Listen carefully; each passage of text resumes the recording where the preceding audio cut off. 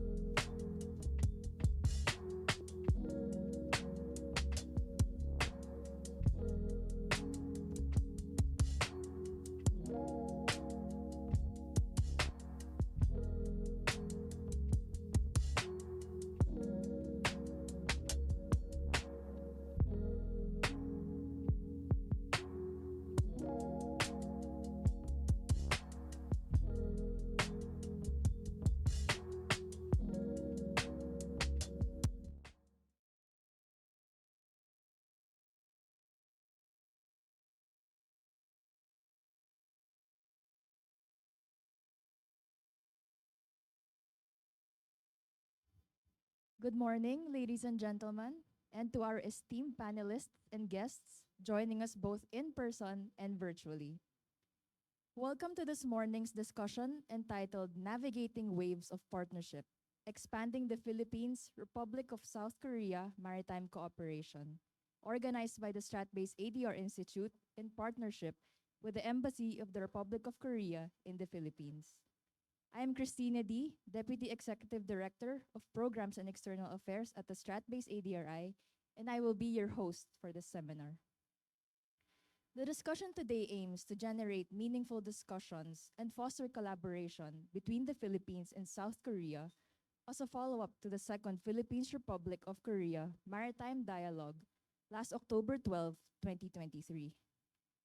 This was the only maritime dialogue South Korea had with any ASEAN members, where they exchanged views on maritime security and safety and regional and multilateral maritime-related elements.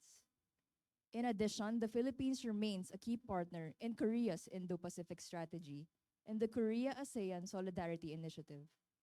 More importantly, both countries advocate for a rules-based order in the Indo-Pacific and in the South China Sea as an important sea lane of communications and for the freedom of navigation and overflight based on the principles of international law, including the UNCLOS. To formally open our seminar this morning, it is with pleasure that I introduce His Excellency Lee Sang-hwa, Ambassador of the Republic of Korea to the Philippines. Please join me in welcoming Ambassador Lee for his remarks.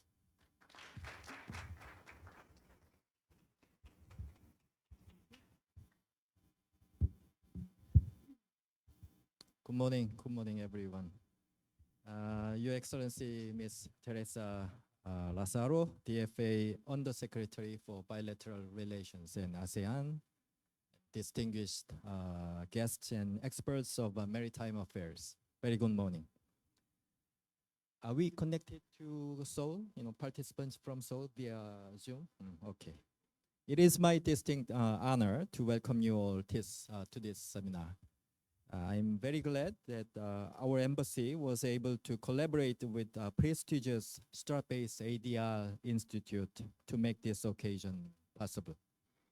To start off, let me share with you my conversation with the Korean parliamentarians who visited Manila to attend the Asia-Pacific Parliament Forum last week. Amid growing security tensions in our respective regions, the forum was an eye-opener for the Korean congressmen who realized the severity and sensitivity of the issues concerning the West Philippine Sea, South China Sea, and the Korean Peninsula. Coming on the heels of Pyongyang's spy satellite launch and its subsequent saber-rattling with threats of military measures, the forum helped to heighten their awareness of the nexus between the security environment in our two regions. In this regard, I take this opportunity to express my gratitude to the Filipino parliamentarians who showed a great deal of solidarity and extended strong support to the Korean delegation in the course of the adoption of the resolution tabled by Korea and Japan related to the situation on the Korean Peninsula. It was heartwarming to learn that the lawmakers of Korea and the Philippines worked in collaboration to bolster rules-based order in the Indo-Pacific region. Cementing rules-based order in this region is a key to taking a leap forward for both Korea and the Philippines. As the Philippines seeks to become an upper middle income country soon, and Korea aspires to be included in so-called G7 plus group, securing a stable and thriving maritime architecture has become vital for both countries. Journalist Tim Marshall contended in his book that we are all prisoners of geography, and I think most will agree. As the Philippines is an archipelago with more than 7,000 islands, and Korea is a peninsula, our shared destiny is intrinsically linked to our ability to harness the potential benefits of the seas and to overcome its challenges. And the geostrategic center of gravity shifts to the Indo-Pacific, We firmly believe a free and open Indo-Pacific is a key to thriving, connected, and stable regional environment. So more than ever, Korea and the Philippines are required to stand shoulder to shoulder and see eye to eye to uphold and strengthen the rules-based international order. Last December, our government announced the Indo-Pacific Strategy, Korea's first comprehensive regional strategy.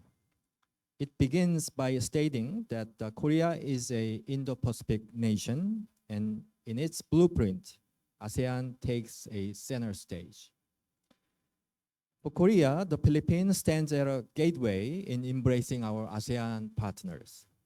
The Korean government's commitment to forging stronger partnership with ASEAN and strengthening the rules-based order in this region is well known and well documented. Let me give you a few examples. During the East Asia Summit in Jakarta this September, President Yoon stated that, I quote, "In order for the Indo-Pacific region to continue to prosper with ASEAN, serving as the center of growth, a rules-based maritime order must be established in the South China Sea, the region's key maritime transportation route." And he made it abundantly clear that the Republic of Korea will expand its maritime security cooperation with ASEAN while defending firmly the freedom of navigation and overflight in accordance with UNCLOS. At the Camp David Summit in August, the leaders of Korea, Japan, and the United States reaffirmed that the safety and security in the South China Sea and the Taiwan Strait is crucial to the peace and stability in the Indo-Pacific region and beyond. Moreover, at the ASEAN-Korea Summit in September, President Yoon announced that Korea, US, and Japan agreed to launch a new trilateral maritime security cooperation framework to support the maritime security capabilities of ASEAN and Pacific Island countries. In this context, it was timely that Korea and the Philippines successfully held the second round of maritime dialogue this October. The dialogue covered salient topics, including ocean economy, marine environment, maritime security and safety, and other regional maritime-related developments. And as our MC highlighted earlier, it should be noted again that the Philippines is currently the only maritime dialogue partner of Korea in ASEAN. We hope the success of Korea-Philippine dialogue will serve as a model for similar mechanisms in other countries in the region. From a broader scheme of things, I would like to add a few more words. Korea and the Philippines will celebrate the 75th anniversary of the diplomatic relations next year. To make it a special milestone in our history, both sides are looking forward to high-level visits and are seeking to elevate the relations into strategic partnership. In doing so, forging a stronger maritime cooperation will certainly feature prominently. Furthermore, the free trade agreement, which was signed by the two countries September this year, will mutually reinforce our common efforts to consolidate the rules-based order in this region, because safe and secure maritime transport and environment is essential for stable and resilient supply chain and ocean-related economy. So it is very timely that we hold this seminar at this juncture. I hope that through insights and wisdom of the experts from Korea, Philippines, and the United States, we can identify areas for further expanding maritime cooperation. So I look forward a productive discussion, and thank you very much again for your participation. Maraming salamat po.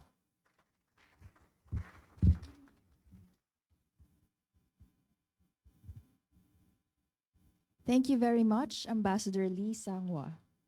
To deliver congratulatory remarks on behalf of the Philippine Department of Foreign Affairs, we are honored to have with us today the Honorable Marie Teresa Lazaro, Undersecretary for Bilateral Relations and ASEAN Affairs. Let us all give Undersecretary Lazaro a warm round of applause.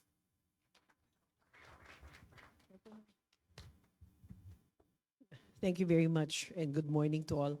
To Ambassador Lee, good morning, and of course to the President of ADR, Stratbase, Mr. Dean Dumanhit. Now, I just want to refer to the speech of the good ambassador. I think he has outlined all the things, all the bilateral issues that we have had, and this shows the strength and close bilateral relations between the Philippines and Republic of Korea. The presence alone of the how many parliamentarians did you had for the APPF? You had three parliamentarians, and the resolutions that they have actively discussed augurs well for exactly the relations and the recent one, which is the most important, which is the FTA that was signed in Jakarta.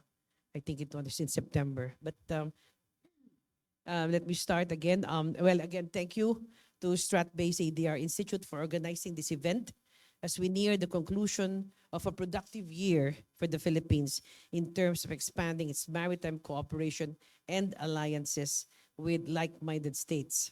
In particular, I emphasize how timely this morning's discussion on maritime cooperation with the ROK is, as it has been a little over a month, actually to be exact, in October, when we had the second maritime dialogue. And this is an opportune time for continuing our conversation on Philippine-ROK relationship and in maritime challenges. During the second maritime dialogue, we reaffirmed our expanding maritime cooperation as an invaluable, if not integral, component of our evolving and strengthening partnership. For the Philippines, the creation of a special platform to discuss maritime security and cooperation, which is the Maritime Dialogue Platform, is a deliberate one that the Philippines only consider a handful of bilateral partners. There are maritime cooperation agenda in all our bilateral political discussions. I personally chair the bilateral political consultations, but there are very few countries in many of our bilateral discussions that we offer a maritime dialogue platform. But we propose this platform only with partners that we can confidently say share our interest in promoting our rules-based international order. Our recent maritime dialogue with the Republic of Korea became a testament to the fact that our commitment to collaboration and understanding runs deep. We engage in discussions, especially in the context of recent developments, of course, in the South China Sea, that require our shared response, just as our fraternal relationship was forged in the crucible of war decades ago. The security challenges faced in the oceans that surround us become emblematic of the shared responsibilities shouldered by our two countries in times of tranquility as well as of turbulence. We are thankful, excuse me, for the solidarity expressed by the Korean Embassy here in Manila during several instances whereby the integrity of our maritime rights and entitlements were challenged. We particularly acknowledge and express our gratitude for the spirit of Camp David, as mentioned by the ambassador, trilateral statement and denouncing the dangerous and aggressive behavior supporting unlawful maritime claims in the South China Sea. The maritime dialogue also affirmed that cooperation in the maritime domain is not just a matter of enhancing maritime cooperation, or rather enhancing maritime security and of upholding a rules-based international order, but also of maritime cooperation. And we have also showed that there were areas on maritime cooperation, particularly on the ocean economy, as well as the protection and preservation of the marine environment, among others. As we mark the 75th anniversary of diplomatic ties between the Philippines and the Republic of Korea, Our strategic partnership is more than just an agreement between states. It is a reaffirmation of our connection, which is now enhanced by the oceans that surround us. It is an acknowledgement that despite geographical distances, the links that unite us are as tenacious as the seas that we traverse.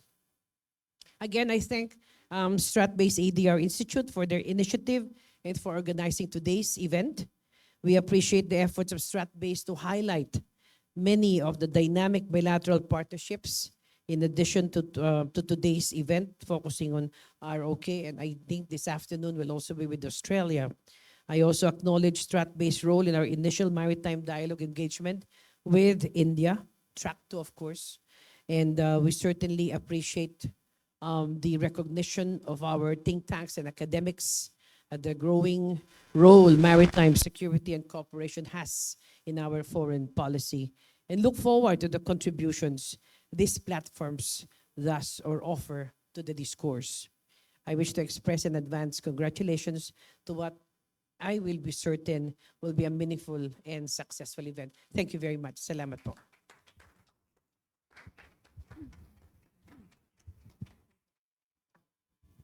Thank you very much, Undersecretary Lazaro. May I please call on President Professor Manhit and Ambassador Lee Sangwa, please, for a quick photo op.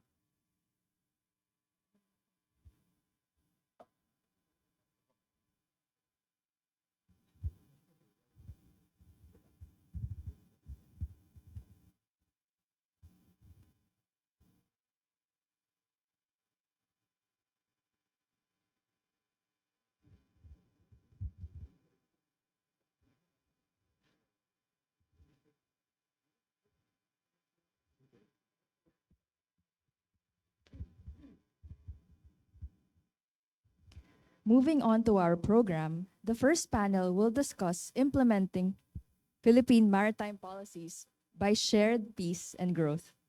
Our first speaker, Attorney Francisco Noel Fernandez III, is the Director General of the Foreign Service Institute. He will be discussing developments in maritime diplomacy in the Philippines. Let us all please welcome Director General Fernandez.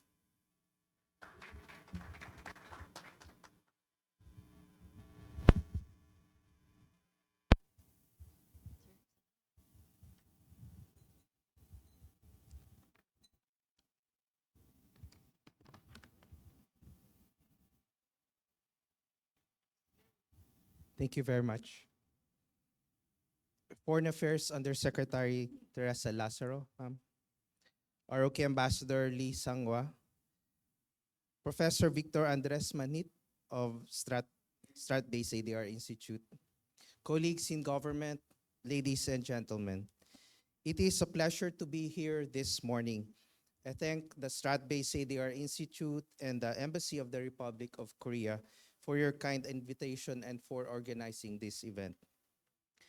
I was asked to speak about developments in maritime diplomacy in the Philippines.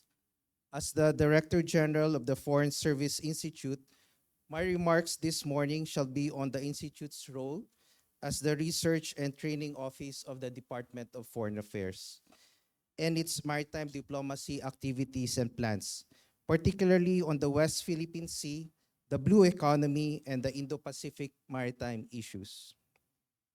For decades, the Institute worked tirelessly to cast light on the South China Sea dispute and related topics and themes through its research and publication, the conduct of lectures and fora, and most recently, the use of social media to disseminate information to a broader audience, directly in response to the disinformation activities taking place in cyberspace. In recent years, the Institute has conducted 17 conferences and special events, published 12 policy papers, 2 volumes of the South China Sea Conference papers, and 8 issues of the South China Sea Arbitration newsletter, and we recently relaunched our West Philippine Sea microsite. If you visit the website of FSI, you can find readily the microsite on the West Philippine Sea. The West Philippine Sea online resource seeks to promote understanding of UNCLOS, and the 12 July 2016 Arbitral Award in accordance with the DFA Strategic Plan 2023 to 2028. The online resource features the key findings of the award, a list of states supporting and positively acknowledging the award, photos of the arbitration, infographics on key Philippine maritime and territorial issues, independent analysis on the South China Sea disputes, press releases of related FSI events, and answers to frequently asked questions. In sum, these are factual narratives which we hope Filipinos and Philippine government officials would find handy in responding to this information campaign of some parties. FSI's West Philippine Sea online resource has been referenced by Stanford University's Gordian Knot Center for National Security Innovation website, or the CLITE. The Institute also has the Breaking Waves and Diving Deeper infographic series. Breaking Waves seeks to disseminate information and address misconceptions on key Philippine maritime and territorial concerns. Diving Deeper, on the other hand, dwells on maritime governance, including marine biodiversity and good order at sea, among others. So these are our infographic series in response to what we have seen that our millennials' attention span is about 10 seconds, 15 seconds. So if we flash photographs with basic facts, then it will catch their attention better. In October of this year, the Institute launched its 6 thematic priorities for research, and these are artificial intelligence, Indo-Pacific, middle power diplomacy, blue economy, migration, and of course, the West Philippine Sea. It also marks the establishment of dedicated study sections for these critical research areas under our Center for International Relations and Strategic Studies, the research division of FSI. 3 of the thematic priorities aptly cover maritime diplomacy and other maritime security issues. Our Indo-Pacific Security section monitors and analyzes issues confronting the Indo-Pacific region, ranging from traditional to territorial to non-traditional. It also aims to shed light on the interplay of geopolitical and socio-cultural developments that impinge on the peace and security of the region. The Indo-Pacific region, which covers the Indian and Pacific Oceans, contends with various maritime issues and challenges, such as maritime disputes, sustainability, covering overfishing and undersea mining, natural disasters, and human rights at sea, among many others. Non-traditional maritime threats like piracy are also a perennial concern. To further illustrate its significance, the Indo-Pacific region contains the world's most crucial sea routes, including the Strait of Malacca as a primary trading channel. We all know that it accounts for 46% of international trade and half of global maritime transport. As the Indo-Pacific becomes the theater for major geopolitical, economic, and maritime shifts, it is imperative for the Institute to monitor and decipher how these issues impact Philippine national interests. Our West Philippine Sea Study section, on the other hand, examines all strategic issues and concerns that impact the Philippines' territorial integrity, political sovereignty, and maritime security, particularly in the West Philippine Sea. For 2024, this section will scrutinize alternative perspectives and possible courses of action on how to peacefully resolve the South China Sea disputes without prejudice to the Philippines' national interest in the West Philippine Sea. This section will also assess the prospects involved for the effective implementation of functional cooperation initiatives in light of the realities of the current strategic environment and the stance of the other claimants, and recommend actions for the Philippines to consider when developing and implementing cooperation and conflict resolution mechanisms in the West Philippine Sea.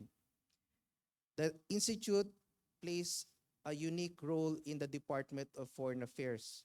We are able to pursue 1.5 and two tracks as a research and training institution. So we're able to go where DFA may be afraid to go.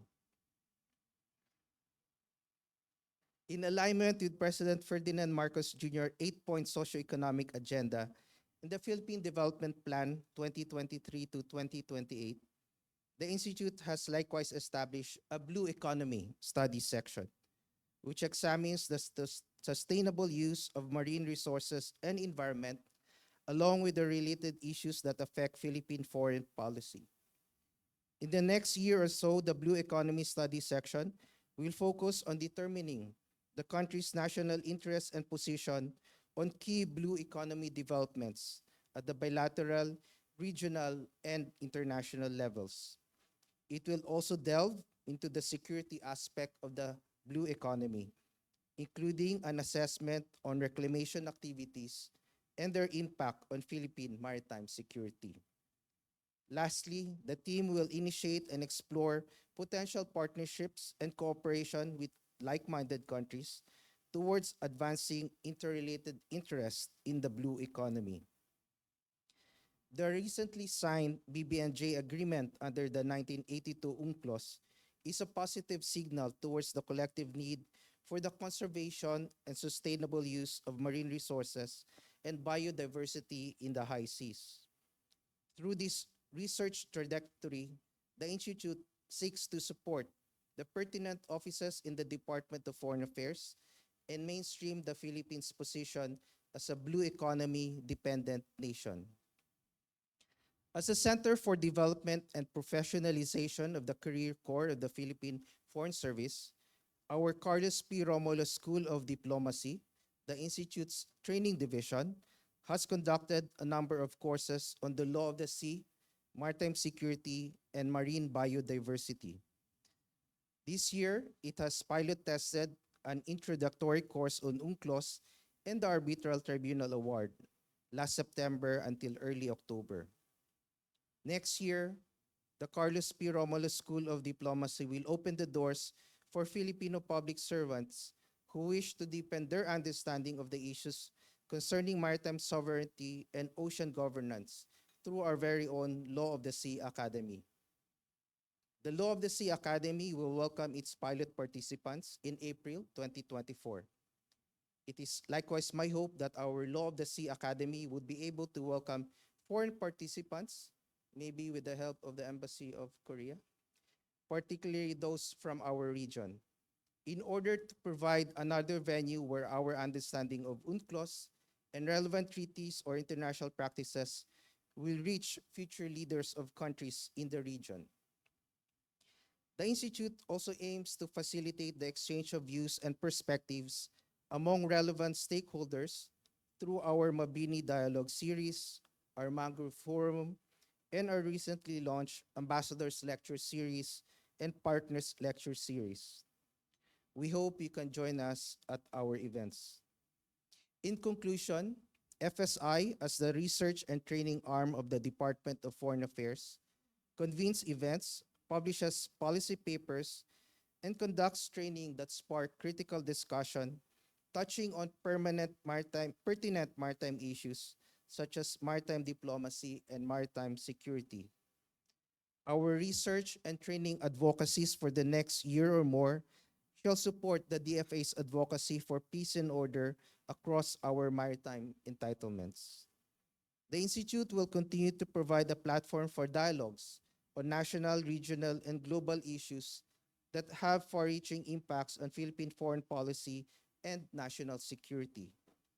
With its board composed of the Secretary for Foreign Affairs and members comprised of the Chair of the Civil Service Commission, the President of the University of the Philippines, and the President of the Development Academy of the Philippines, and the Institute's Director General, I am confident that their combined wisdom will ensure the continued success of DFA's Foreign Service Institute. Maraming salamat po.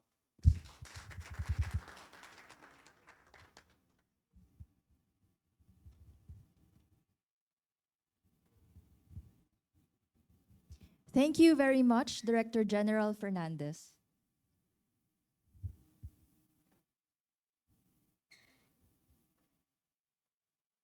next speaker will talk about the current national maritime policy of the Philippines.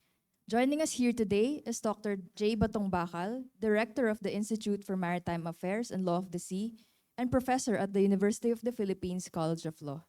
Let us all give Dr. Batong Bakal a round of applause.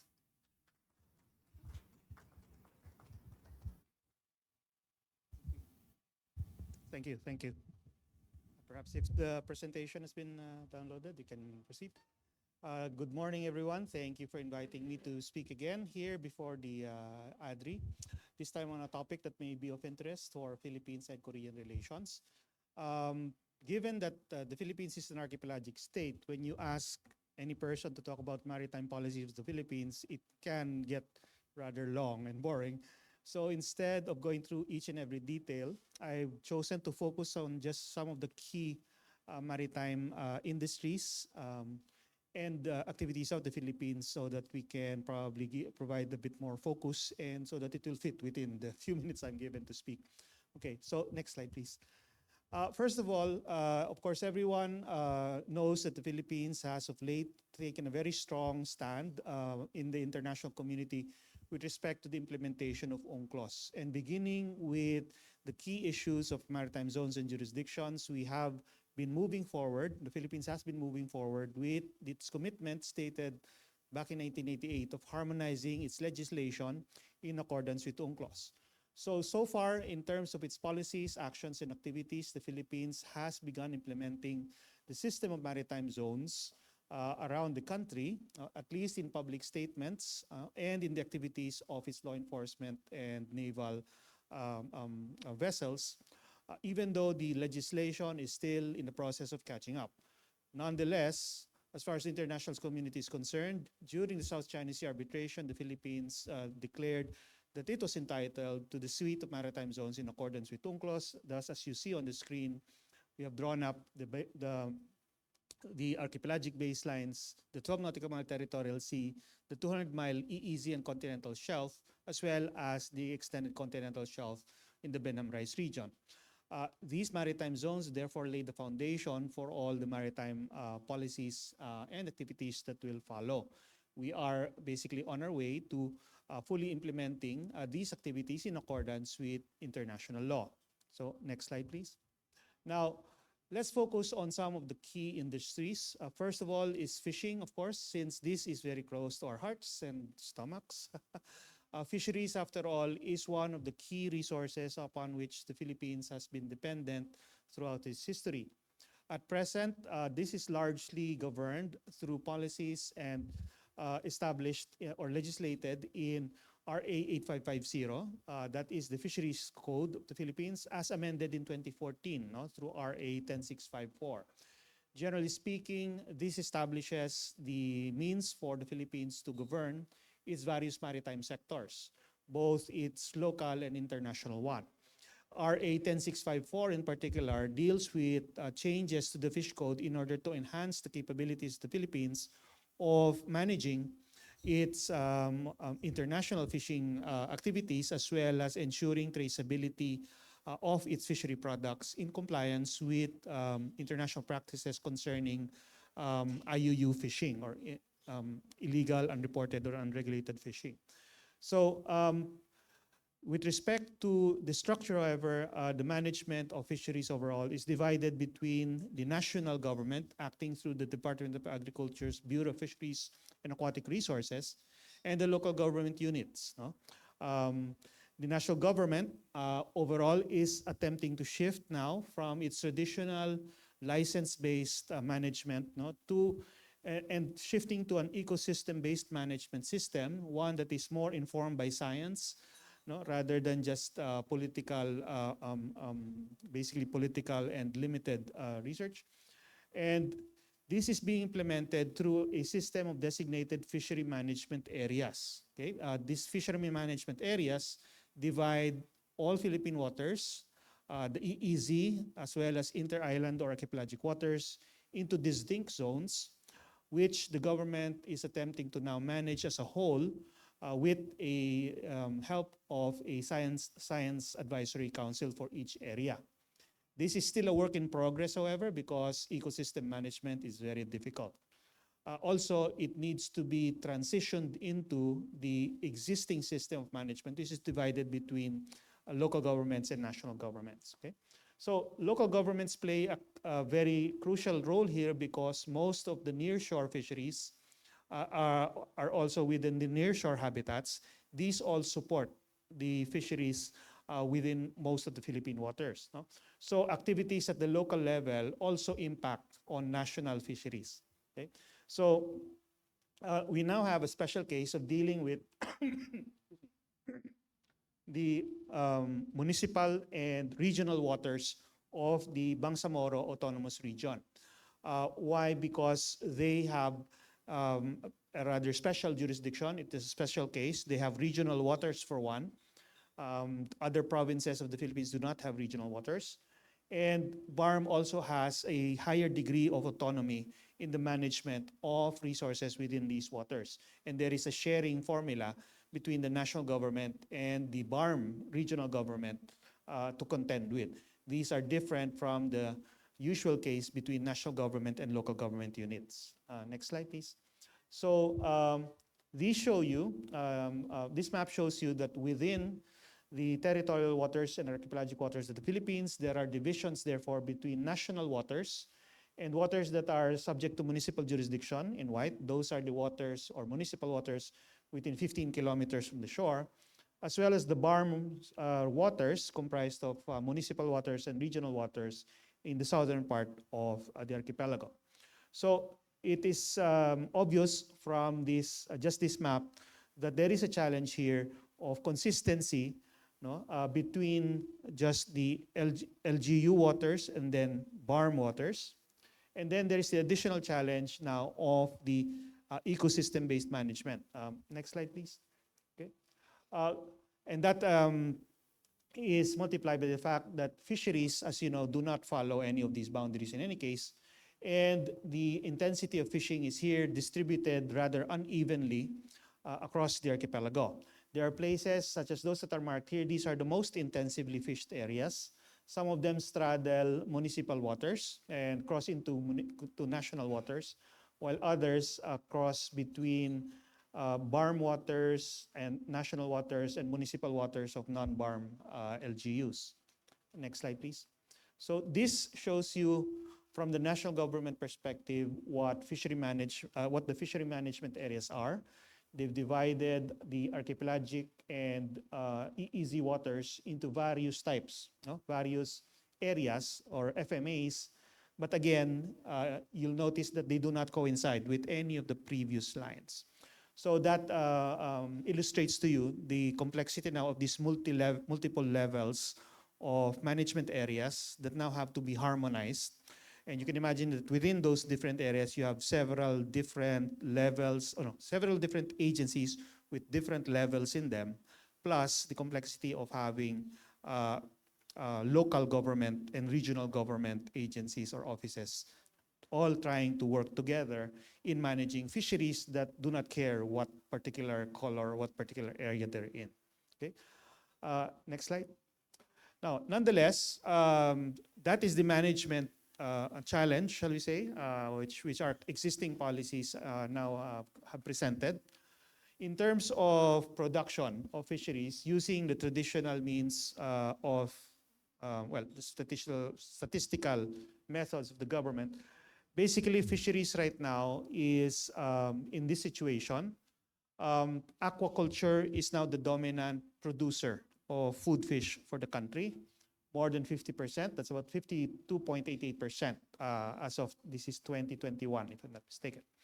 And municipal fishers and commercial fishers, which are capture fisheries, these are in the minority. No? More or less, municipal fishers have become dominant. No? They hold 26% versus 20% of commercial fishing.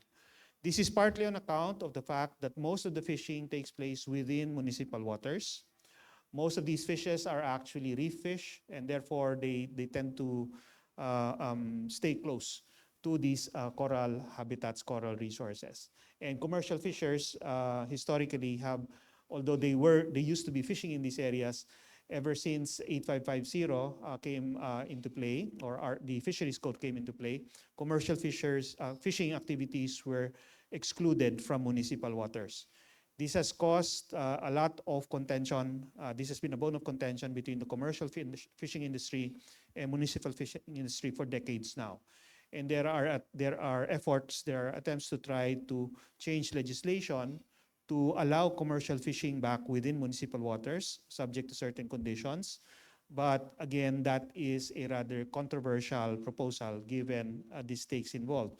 Usually, municipal fishers and municipal fisheries groups and NGO advocates for them, tend to look dimly upon commercial fishing activities due to the previous experience of overexploitation and destructive fishing that were witnessed back in the 70s and 80s. So that is why up to now there is quite a bit of resistance to reopening municipal waters for them.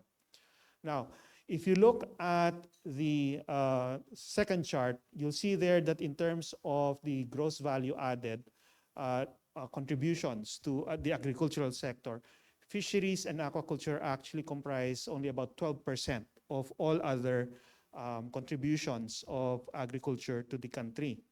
This is relatively low, perhaps, as you say, and that's primarily because of inefficiencies within the system. One of the more persisting problems with respect to municipal fisheries, for example, is the absence of facilities for storage of fish products. They spoil quite easily. Second is the lack of options for processing the fish into other products, such as dried fish. Usually it's dried fish, by the way, but then there are limited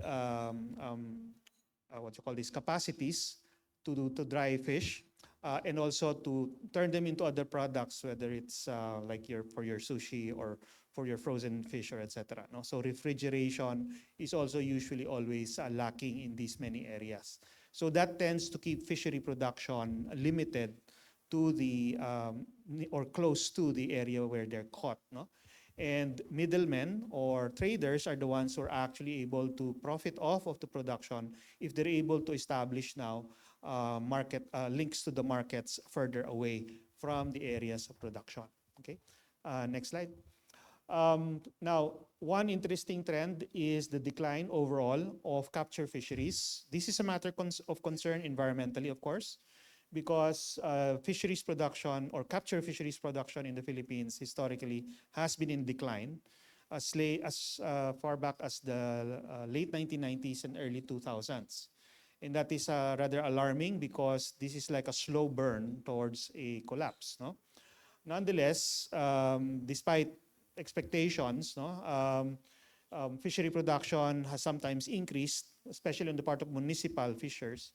But then now what we're seeing is that this is on account of aquaculture. Okay, aquaculture has also shifted from the previous methods of fish ponds, which were destructive to mangroves before. But now what we're seeing is an increase in the use of fish cages. This is creating its own problems because whether it's fish ponds or fish cages, aquaculture tends to generate what would qualify as pollution due to the heavy nutrient requirements of maintaining and culturing any stock of fish. So that is creating problems of pollution and disenfranchisement, further marginalization of small-scale artisanal or municipal fishers. Okay? So technology is one of the key challenges here and their impacts on smaller-scale municipal fishers. Commercial fishers, on the other hand, tend to stay away. No, but in my own, well, this is anecdotal evidence in my own dealings with some of them. They're also beginning now to feel they're beginning to see the problem of the proliferation of fish cage technology because that is impeding their access to the waters because these fish cages tend to then be placed in locations where they can impede navigation through the municipal waters. Now, another interesting aspect here is that we have a balance of trade issue when it comes to fish products. It is ironic that even though we're an archipelagic country, we're still importing fish. and we're importing more than we're exporting, than we're producing, indicating a problem, no, in terms of our production and utilization of fish products, no, and transforming these fish products into marketable commodities. So technologies in fish processing, as well as marketing and selling these products abroad or for trade, appears to be another issue that we need to deal with. Okay, next slide, please. Now, so those broadly speaking are some of the key issues with respect to the fishing industry. Let's turn now to shipping. Okay, shipping is an old industry in the Philippines, and we reached our peak back in the 50s and 60s, and unfortunately just started the decline after that. There is numerous legislation in the shipping industry, some of them really ancient, such as the 1888 Code of Commerce and the 1936 Carriage of Goods by Sea Act. It is still our standing legislation with respect to these aspects of the shipping business. There are others, and the bulk of them require updating, the so-called modern legislation, particularly PD 474, which established Marina, no, which is now the agency that largely regulates the shipping industry in the Philippines. In the more recent legislation, we're more concerned about responding to safety issues, such as the PCG Act, which was reorganized, which reorganized the PCG in 2009. So in terms of the most influential agencies here, we're looking at Marina for the regulation of the shipping industry, and the PCG on account of its mandate to enforce, particularly for purposes of safety and maritime safety and navigational safety. Okay, next slide, please. So here you see, of course, that the Philippines is very much invested in the shipping industry, both for its own purposes, domestically as well as internationally. Okay, domestically, of course, as an archipelago, we rely on shipping, domestic shipping, to ensure the economic unity and integrity of the archipelago. But at the same time, in order for us to participate and benefit from being a member of the international community, we rely on international shipping. And the Philippines happens to stand at the crossroads of international shipping routes. Okay, next slide. And here you see I'll just point out some of the key problems when it comes to the domestic shipping industry. You have a number of companies here. Sorry, these are the registered ships slide, no? But in terms of ship ownership, a lot of these, next slide please, a lot of these are actually what we call bareboat chartered ships. And because they're bareboat chartered, they're essentially leased ships, no? And that is because of difficulties within the Philippines' archaic legal system of ship ownership, no? Acquiring ships here is far more difficult than, say, in other countries due to a lot of requirements and the lack of easy financing locally for local ship owners. Okay? Unlike in other countries where the ships can be the collateral for the loans that are needed to finance them. No? That's how it works in other countries. Here, there are more requirements, and ship owners have complained about being required to, for example, present as collateral tracts of land. No? And how can you get a tract of land that can secure loans worth more than 100 to 200 million? No? So you need to be a really, really rich landowner to become a ship owner as well. Okay. Now, nonetheless, there is a vibrant shipping industry in the Philippines, but it's less concentrated on ship owning and more on manning, meaning putting people on board, as well as ship management. Next slide, please. Okay, this is, and that is particularly true with respect to those that engage in the overseas shipping business. So here we have countries that are engaged, activities here that are engaged with, in the shipping business, and you'll see that most of them, the majority, are in crewing and manning, no? And then ship agency.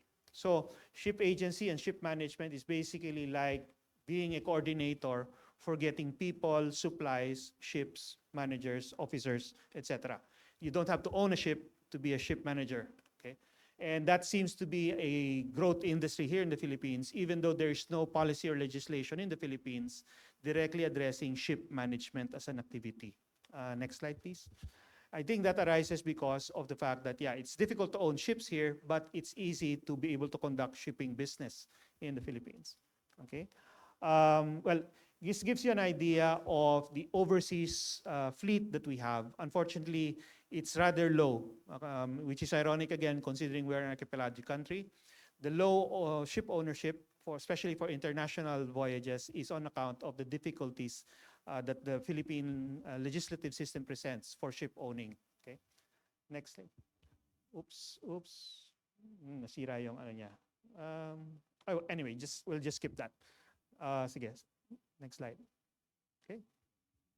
Wala. Nasira. Okay. Yeah. Okay. So this shows you the distribution of what is this? The vessels. No, we have a lot of vessels, especially locally made vessels. Okay. And the thing here is that this is a very wide, very diverse range of possible vessels. Everything from oversized bancas to the latest ferries would be listed here.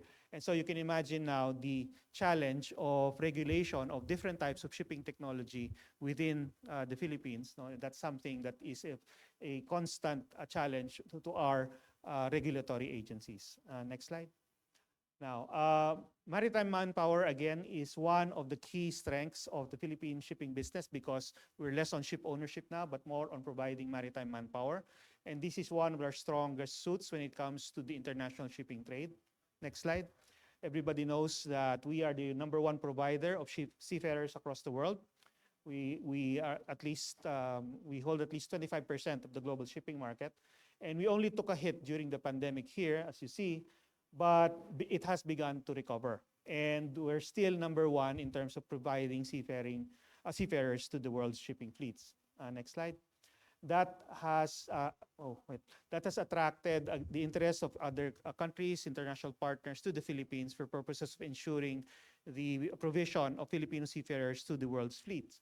But when it comes to the shipping industry in the Philippines itself, Marina itself came out with this problem tree, identifying so many different areas which are impeding the regrowth, basically, of the Philippine shipping industry. Okay, probably we'll just skip that for now. Next slide. In terms of ports, that's another activity which is being explored here.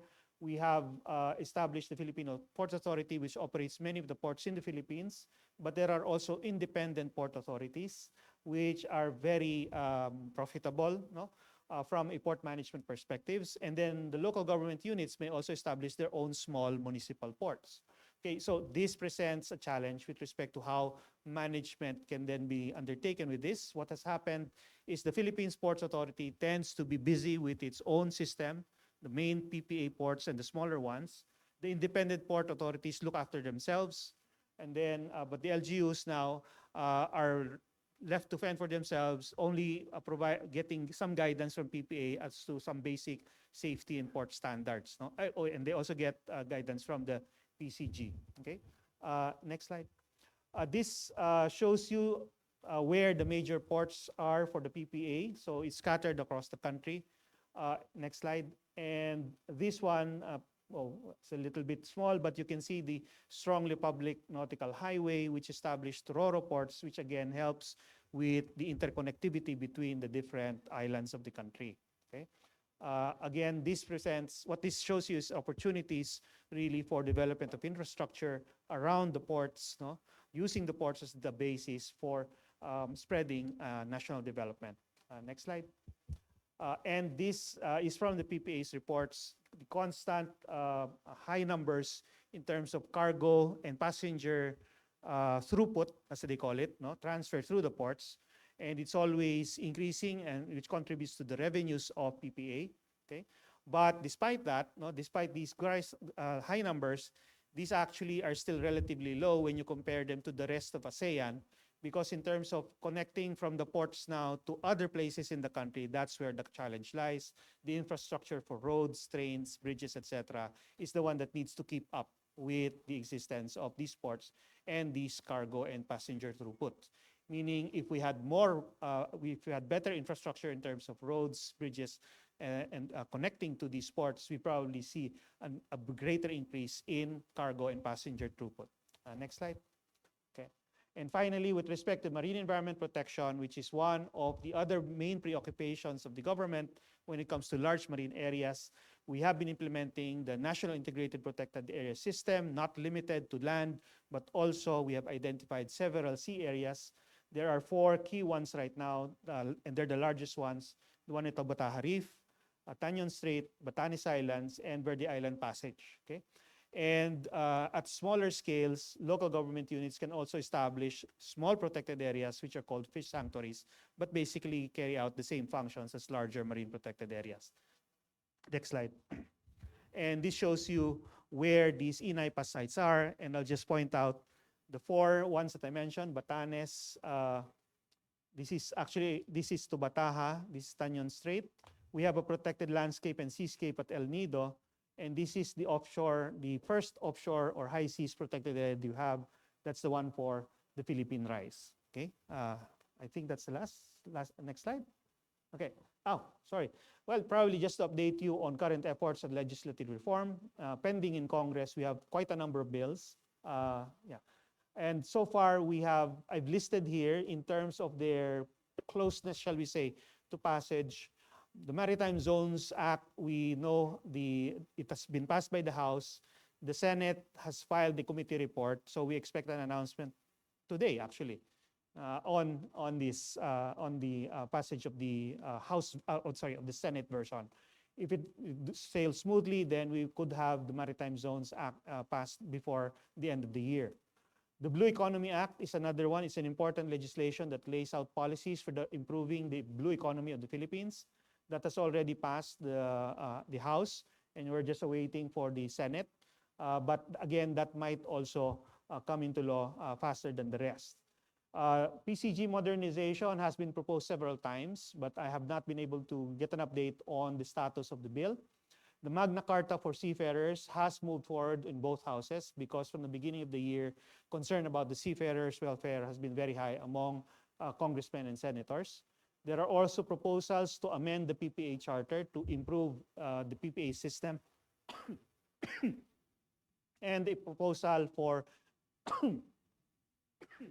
reforming our ship registration system. Other legislative bills concern various tweaks to the seafaring and maritime industry, particularly focused on the seafarers again. No? But these probably will not see any movement on this latter part within the year, unlike the first 2. Okay, so last slide. Again, I think thank you very much. I hope that gives you a good overview of current maritime policies.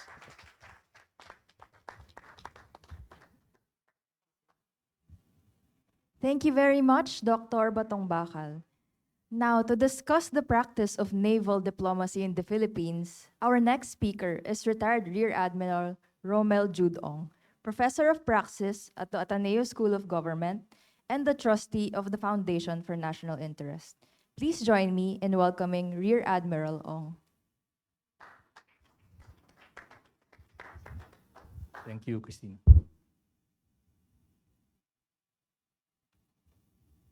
So my topic for this morning is on naval diplomacy. But just to disabuse a point, Navy is not conducting its own foreign policy. Okay. Good morning, His Excellency, Ambassador Lee, Professor Manghip.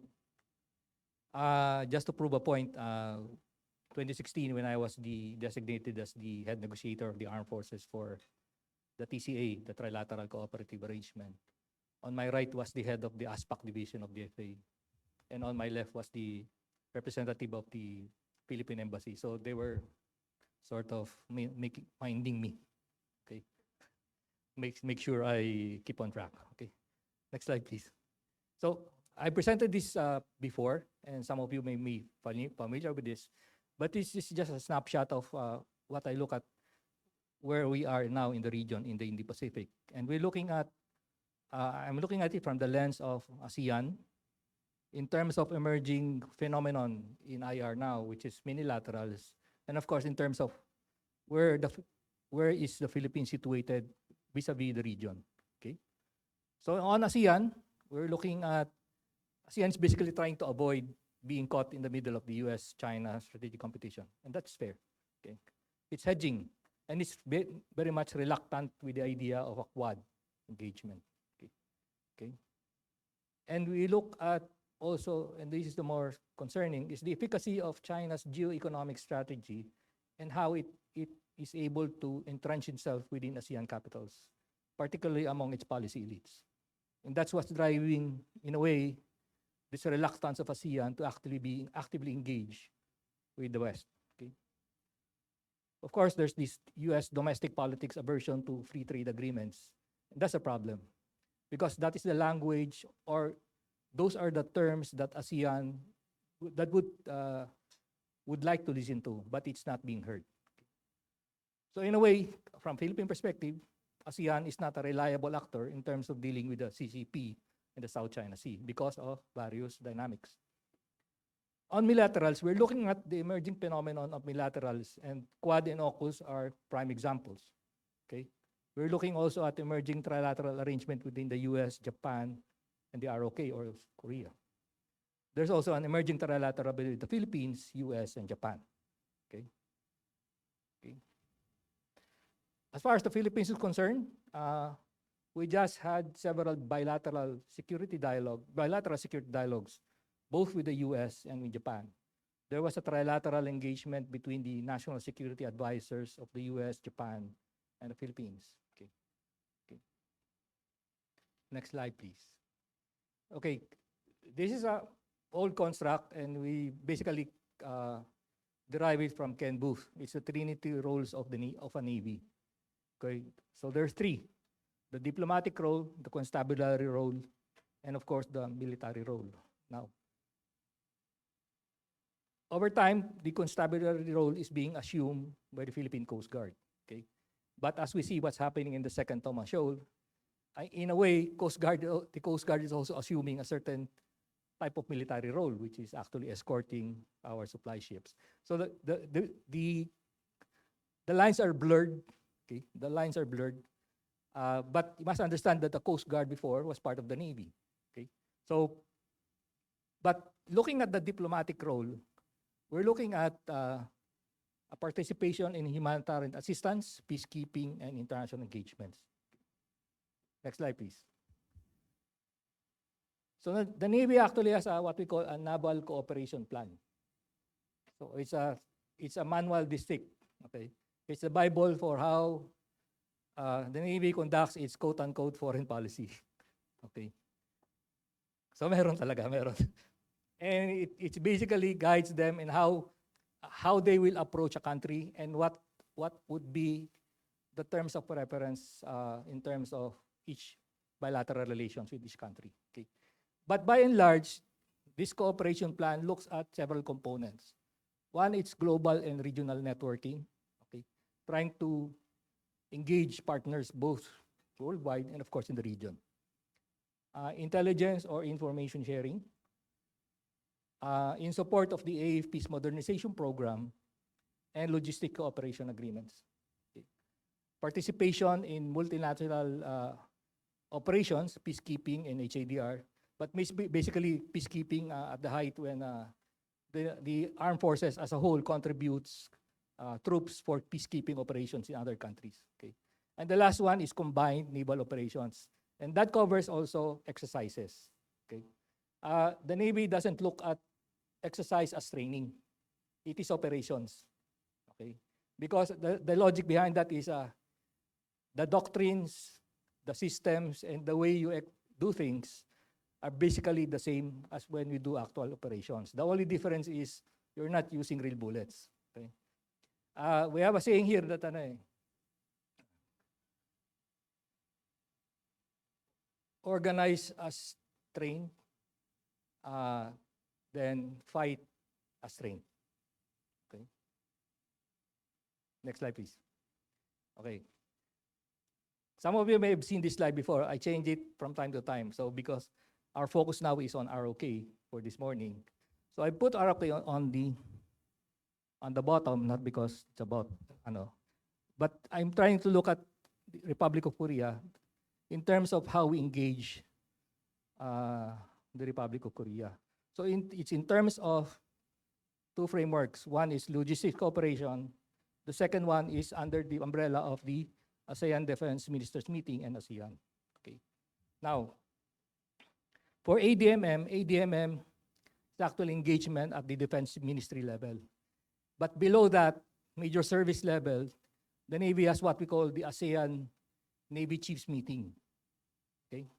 The ANCM, and it holds meetings annually. Okay. One of the more relevant developments actually which happened this year, May of 2023, and I contextualize this with the pronouncement of President Marcos with regards to looking at an alternative way of having a code of conduct. Okay.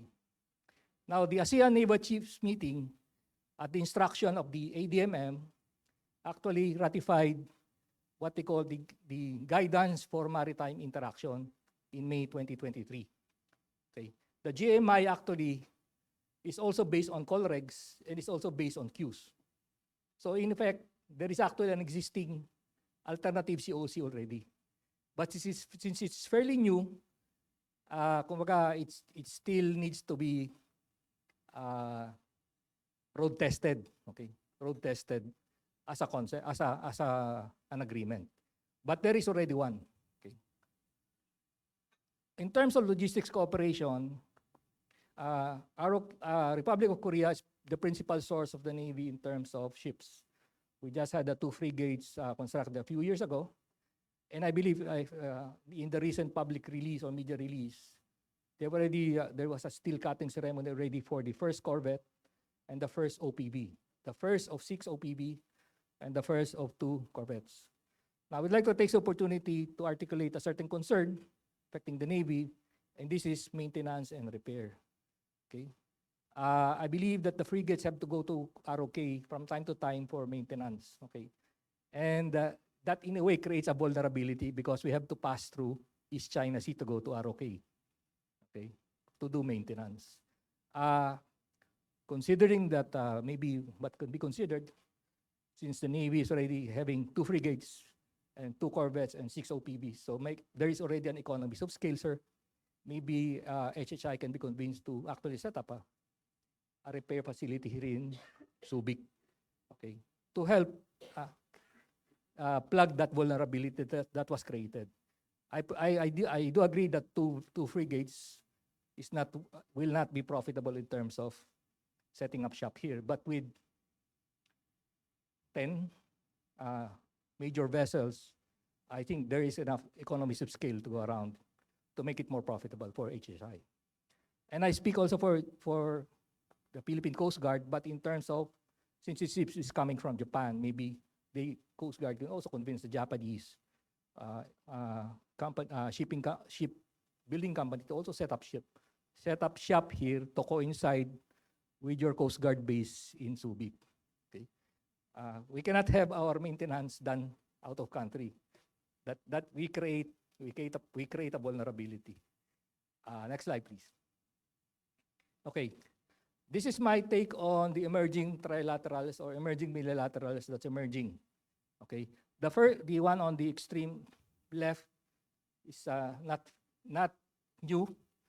That is the trilateral cooperative arrangement Indo-Malfi, that's between the Indonesians, Malaysians, and the Philippines.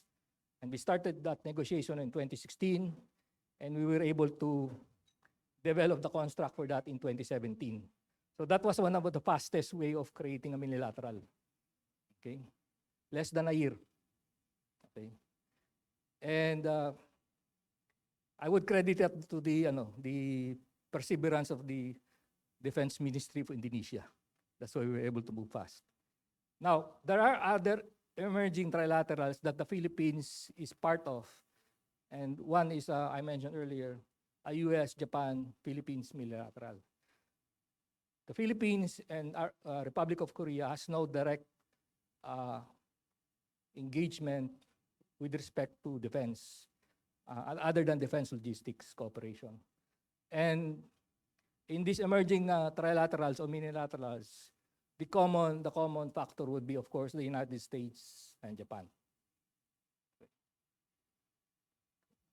Now, is there a way for the Philippines and ROK to engage, given that there's a common hub? I don't know. But maybe that's something worth exploring. Okay. But we understanding that we all have our pressure points. Okay. And I do understand that from the ROK's perspective, the main pressure point would be, of course, North Korea. Next slide, please. And I think this is my last slide. Okay. I've been trying to market this concept of an oceanal spheres of cooperation because the Indo-Pacific is a very large region. And while there are common interests, there are also diverse interests at play. Okay. And given that the Philippines cannot engage everything because as we move far from the archipelago, the interest wanes. Okay. So we need to be realistic.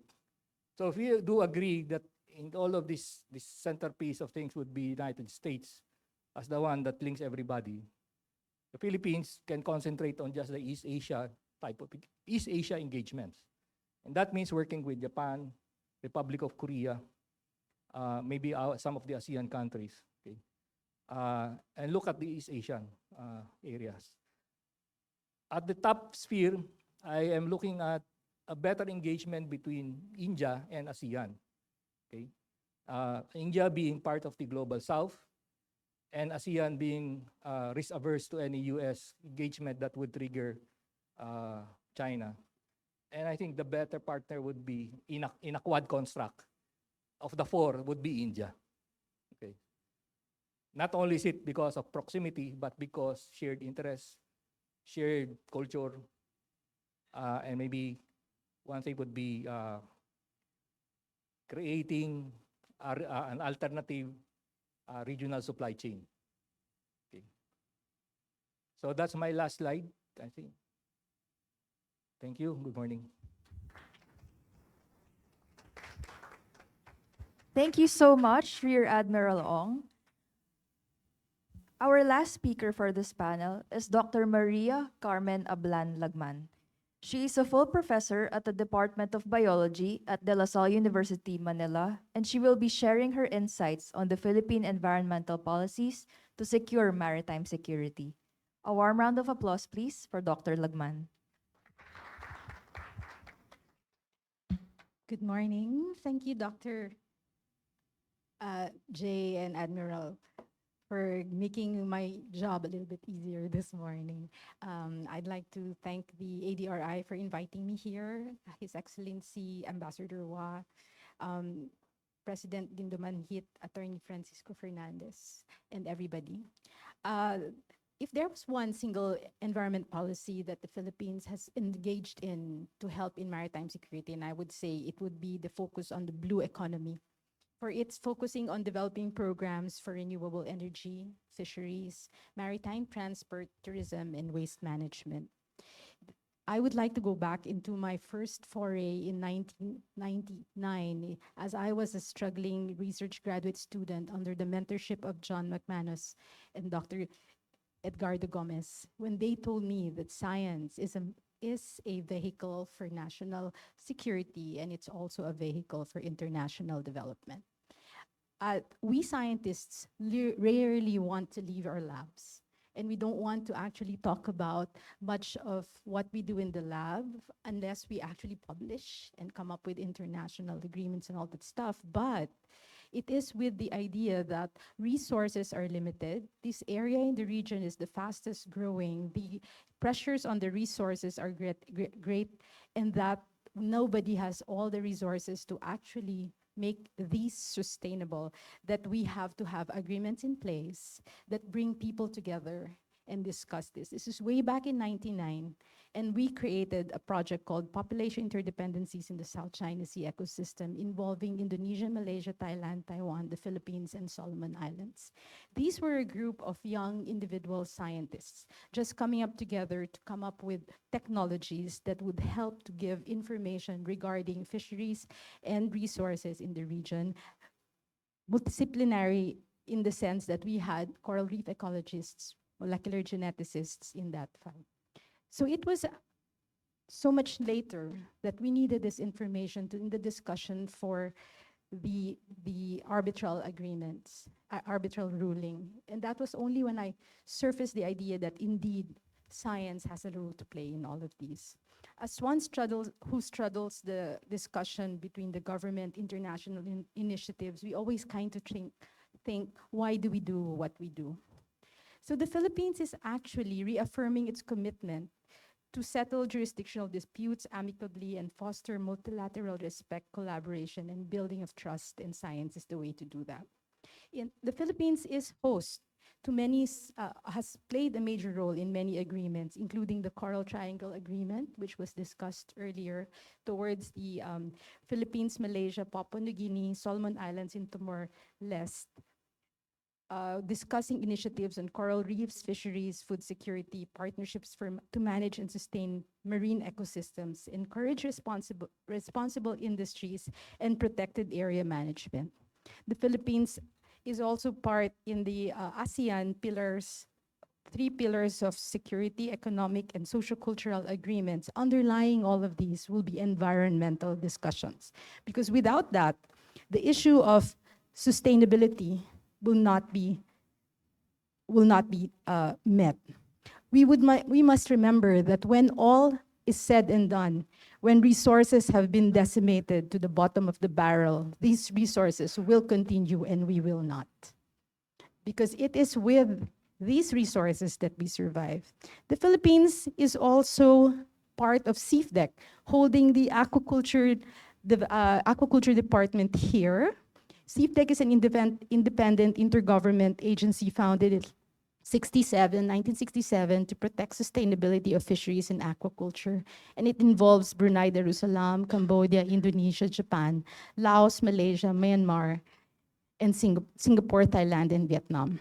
We would see that from these international cooperation, we have developed a lot of technologies, including domestication of the milkfish, which has become an area of discussion for everyone, tilapia as well. And these are government policies on the environment and aquaculture that has brought us together.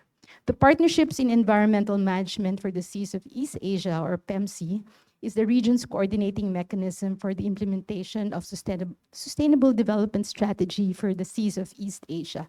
So as a intergovernmental organization operating for East Asia to foster and sustain healthy and resilient oceans, economies, and communities, we have Cambodia, Indonesia, Japan, Laos, the Philippines, South Korea, North Korea, China, Singapore, Timor-Leste, and Vietnam. So these discussions on the environment and the fact that the Philippine government pursues and supports this actually helps us in this area. So as we move forward, what we know is that, one, we are not alone in this struggle. We actually need continued support from a generation of people to pursue this. Had I not been in the discussions I was allowed to sit in by Dr. Gomez, John McManus, Ambassador Jalal of Indonesia, I would not actually be here continuing what they have started long before. And one of the things that I really hope to do is to bring my own students, bring the national government, local governments, the state universities and colleges, and the FMA, the fisheries management agencies, which fishermen management areas, which Dr. J. Batungbakal showed you earlier, was actually a very good way to do that. Imagine bringing all of the people in the northern part of the Philippines, all the SUCs, local governments, together in discussions they would normally not be involved with given their normal circles of agreements. And then we also need to make sure that we have knowledge of all of these. The BBNJ, Biodiversity Beyond National Boundaries, the Conservation and Biological Diversity discussions, the CITES, Convention on Trade of Endangered Species. These are all international discussions, agreements, and conventions, many of which at the heart have actually given us the impetus to do what we do. And we also get support from national government, local government, agencies, and even our own universities to be able to pursue this. It just needs a little bit more of cooperation. The discussion on environment needs one more thing, and I think it's the private sector. because resources can only be so much, given that we have projects, initiatives, and we have investments. But when those resources are done and over, the continuity of these programs will rely mainly on whoever is left with these.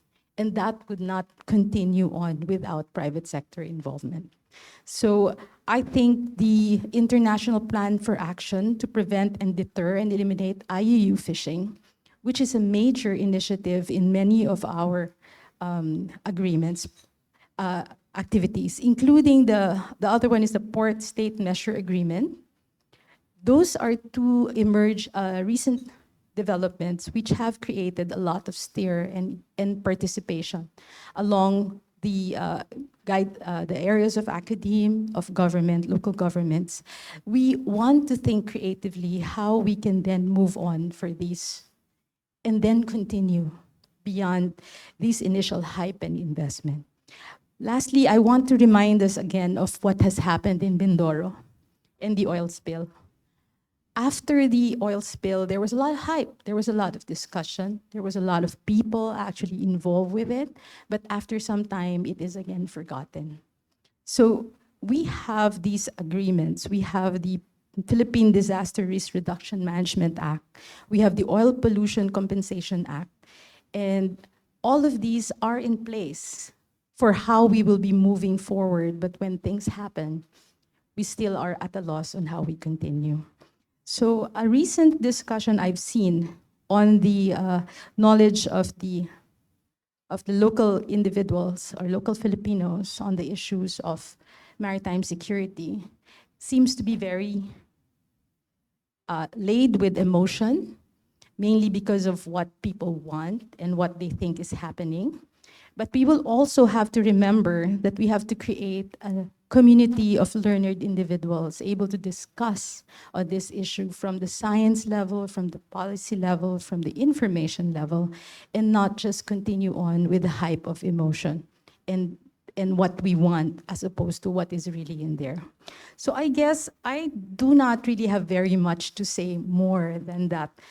The environmental policy in the Philippines through the Bureau of Fisheries and Aquatic Resources, as well as the BMB, Biodiversity Management Bureau of the Department of Environment and Natural Resources, I look at them and they're really, really getting very tired. They're involved in so many activities to be able to make sure that we are able to follow through with the paperwork for all these agreements. But what we need also is people on the ground telling people what these are for sustainability on the long term. As one of my supervisors would say, for every person that hears about this issue, there will be like 1 million more in another part of the world, where we need the people to actually be involved and invested. So I guess I would go with that, basically saying that the biggest policy on environment that the Philippines actually has going for it is pushing for a blue economy. The integration of different parts of the economy, the culture, and sustainability. And the next generation has to be part of that. Every time I'm asked to come and speak on what we do in the lab, what we have as research, where we're going, be it with the national, yes, WPS, I realize that there are grassroots efforts. Like this one on University of Makati. These students were basically part of the reserve forces, and they have regular discussions and they bring in people to talk about the science. We also have different initiatives in high schools. We also, I see that there are, I'm not organizing them, but they do look for people who want to talk about this. And I always covet the opportunity to sit in this because I see another group of different people who discuss policies, people who now I understand what's happening at the higher level. And hopefully when we go down and we discuss what we do, we also talk about that. So I hope you found this contribution useful today. What I really need to take away is that we have to build a greater awareness of the basics of what we're doing and what we can integrate between economy, culture, and development of policy so that it will always continue whether or not we're here, because I know this project or this discussion is going to be long, it's going to be winded, and it's going to be something that will not necessarily have an end soon enough. Thank you very much. Thank you so much, Dr. Lagman. I believe we've covered a lot of ground with the first panel this morning, and we do hope to be able to dive a little bit more into the topic at hand. So may I please call on our speakers for the first panel to join us here in front for a very short discussion.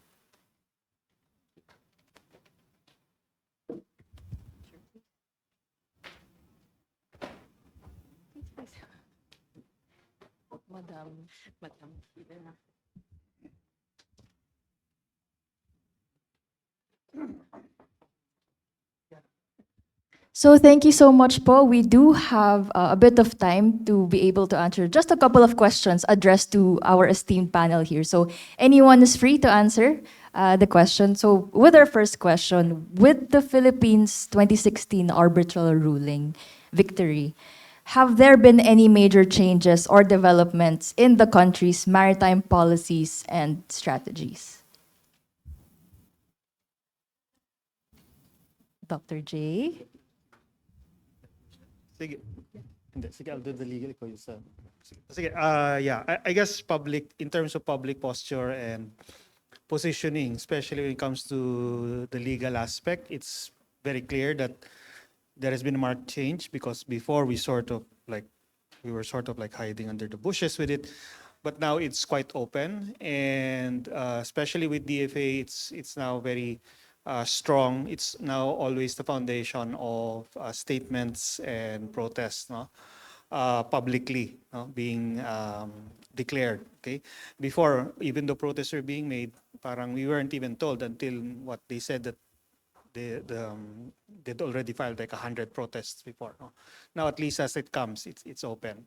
Also, we've seen that in terms of openly talking about it with other countries, now being part of the diplomacy, it's also much more visible and open as before. And in a way, it has elicited reactions from other countries, particularly reactions of support. Many countries are now more vocal about expressing that support to the Philippines whenever we have incidents or problems. So I think that, again, is also a marked change from, say, the previous administration. And this actually bodes well for us on the legal sphere, because it shows that our positioning with respect to our maritime rights and entitlements is not a mere unilateral, dream on our part, but it's something that the international community also supports. Yeah. Sige.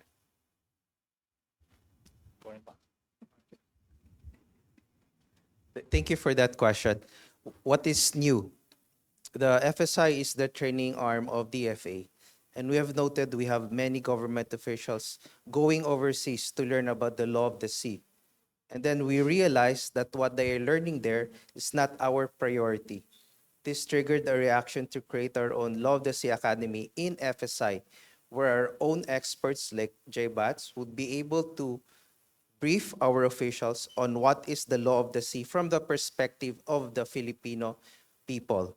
It is about time that we realize the expertise that we have and learn to use this expertise to develop a common consciousness on what we are advocating as a country. Thank you, sir.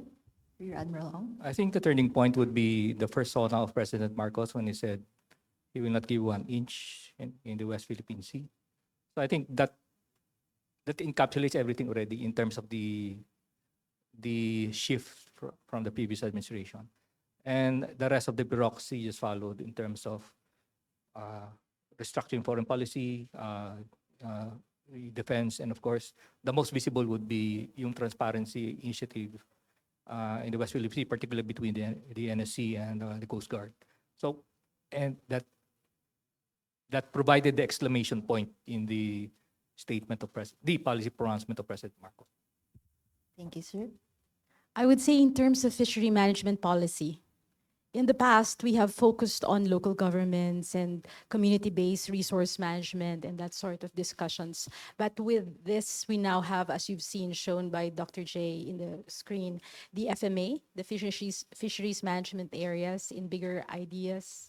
We also have created development authorities in some way that would actually integrate not only the environment, but the fisheries and the industry development into the issues that are at hand. I think it may not be directly because of the arbitral ruling, but the idea to think bigger, larger, longer for blue economy is something that we really need right now. And I'm very glad that this has actually somehow come at the same time. Thank you so much.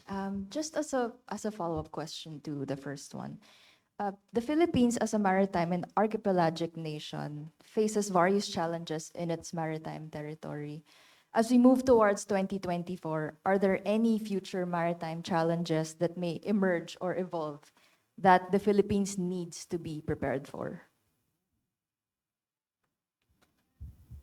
I think what is not on the radar among most agencies would be what's happening in Solomon Islands in the Mid-Pacific. Okay. The CCP or China is able to establishing a very strong footprint sa Mid-Pacific, sa Solomon Islands, and trying to expand to the other island states. Now, why is it a concern of the Philippines? And I've mentioned this before in previous lectures. If the CCP is able to solidify its position in the Mid-Pacific, the Philippines will know how it feels to be a chicken sandwich. Okay, why?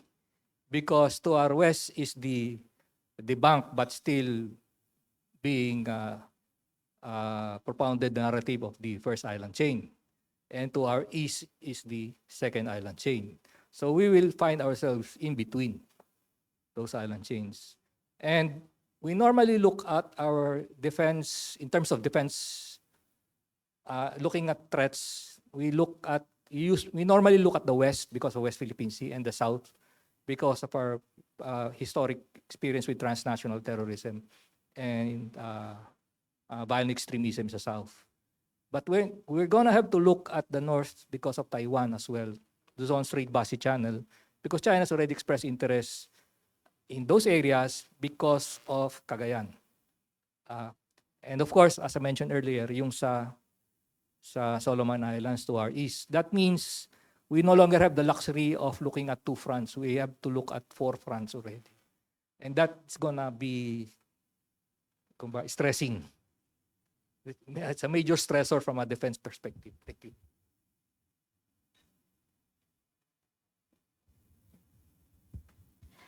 I would also think about how we see fisheries and how other countries see fisheries. We are an archaeological nation, but we don't have a Department of Fisheries. And that is one, if we have all these issues that we're thinking about at the same time, should it not be that we have a fisheries arm that actually can focus on the discussions on the fisheries itself and how they are moving towards different fronts. The region is the only one, I think, that does not have a regional authority of sorts like Westpac or something in that relation. And I could understand why, but focused attention right now, agriculture is major also because it thinks of national security and food security. How can they think of both these things at the same time? So I really think that's one of the things that we're being divided upon given the limited number of people we have on the ground. Thank you, ma'am. And thank you also, your Admiral Ong. Director Jennifer Fernandez. Emerging Yes, sir. concern. An emerging concern which we see in FSI, which triggered our new 6 thematic priorities, is we are pursuing policies and the scientific community is just catching up. In most countries which have a great interest in maritime areas, their academic community walks parallel with government. But we have seen UPMSI, for example, catching up, but yet our policy needs to be driven faster. And we in government would realize that you must have a data-driven policy. In the case of the maritime areas, science-driven policy, which accounts for why we are doing studies on the blue economy. I would see that as a concern, but I see our academic community catching up, and hopefully they'll be able to walk side by side with government as we pursue policies driven by science. Thank you. Thank you, sir. Yeah, for me, what I would think of as a potential new concern is actual seabed exploitation on the West Philippine Sea side, but then also possibly even the Pacific side, because we've seen Chinese marine scientific research activity intensify in the past 6, 7 years. And the kind of activity that they're doing are, well, they use vessels that have the capability for seabed resource assessment. And that's a concern because I've also seen some scientific journals made by Chinese scholars, which point to not just petroleum, but even gas hydrate resources on the Philippine side of the West Philippine Sea. And I'm beginning to suspect that the reason why they were very actively attempting to intervene in the Philippine-Taiwan research on in the sea near Pangasinan was because of those resources, because one of the identified areas is in that vicinity.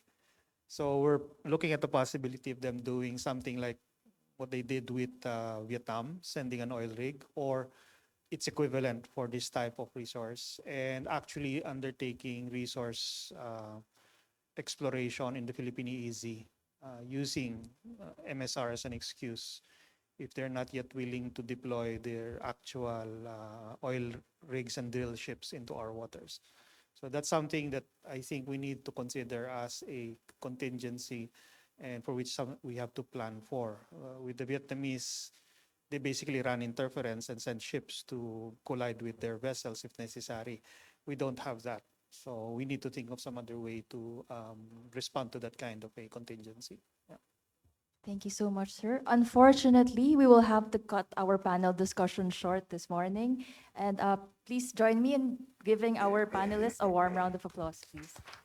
May I please call on Professor Manhit and Ambassador Lee to join us for a photo op. Sir, please join us for a photo, please.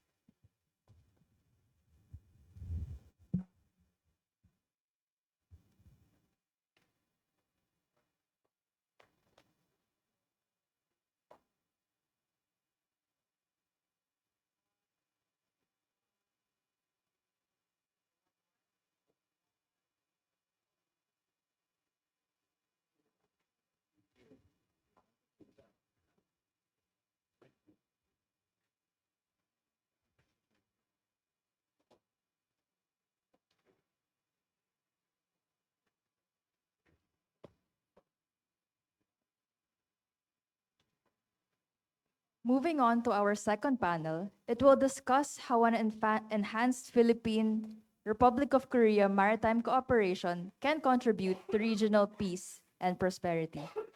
Joining us live via Zoom from Washington, D.C. is our first speaker, Dr. Prashanth Parameswaran, a global fellow at the Wilson Center and senior columnist at The Diplomat. He will be discussing the Republic of Korea's maritime interests and engagement in the Indo-Pacific. Let us all give him a warm round of applause. Thank you. Can everybody hear me okay? Hi, Dr. Prashanth. Yes, we can hear you clearly. Okay, great. I'm gonna share my screen. I just have a few slides, so I'm gonna go ahead and do that. Hopefully it works okay. Just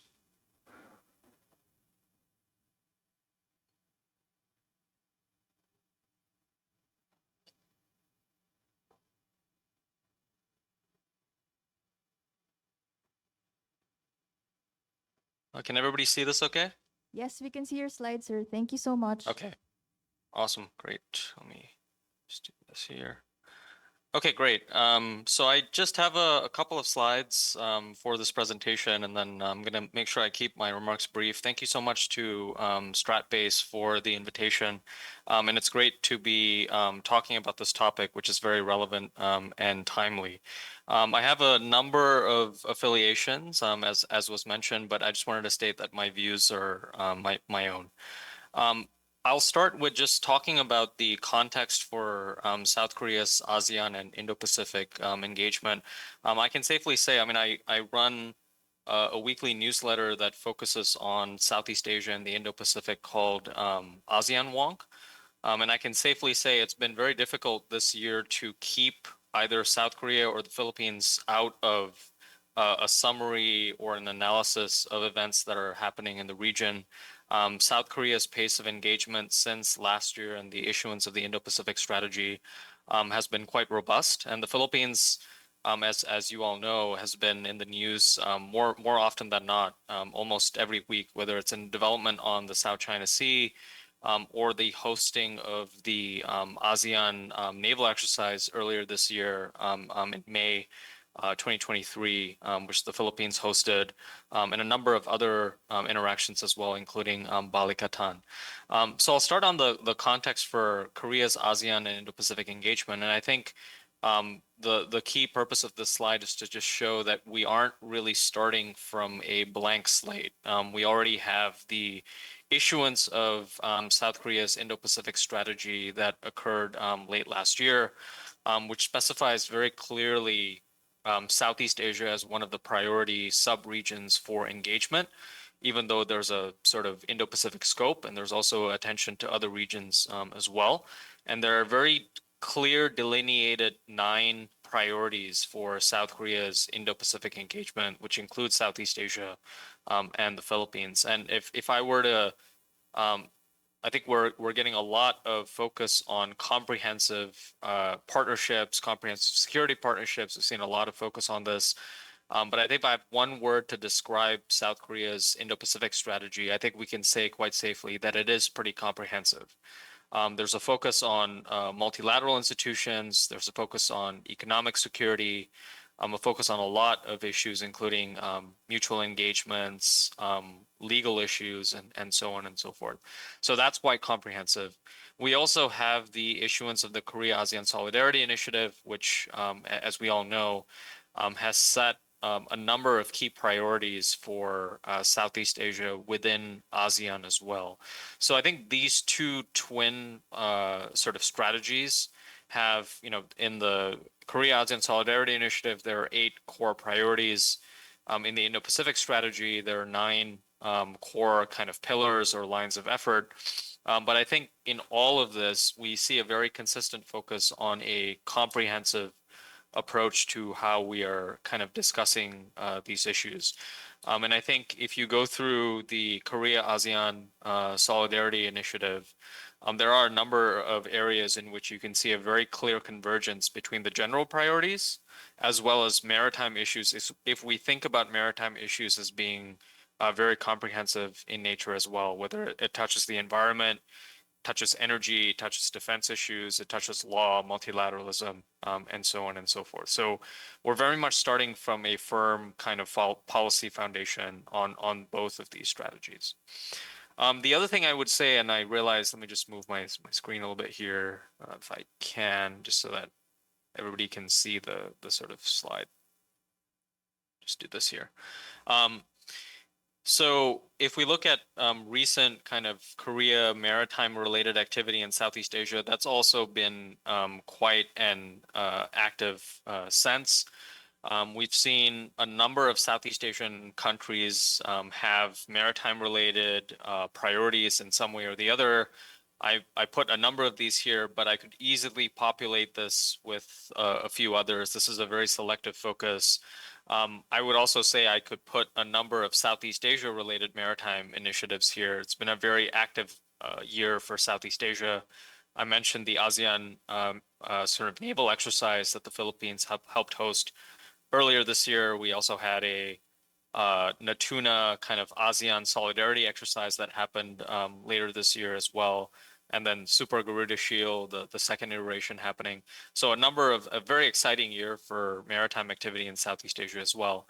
But on Korea's maritime-related activity in Southeast Asia, we saw Indonesia and South Korea in their dialogue and annual consultations earlier this year intensify cooperation on the blue economy and marine aquaculture issues.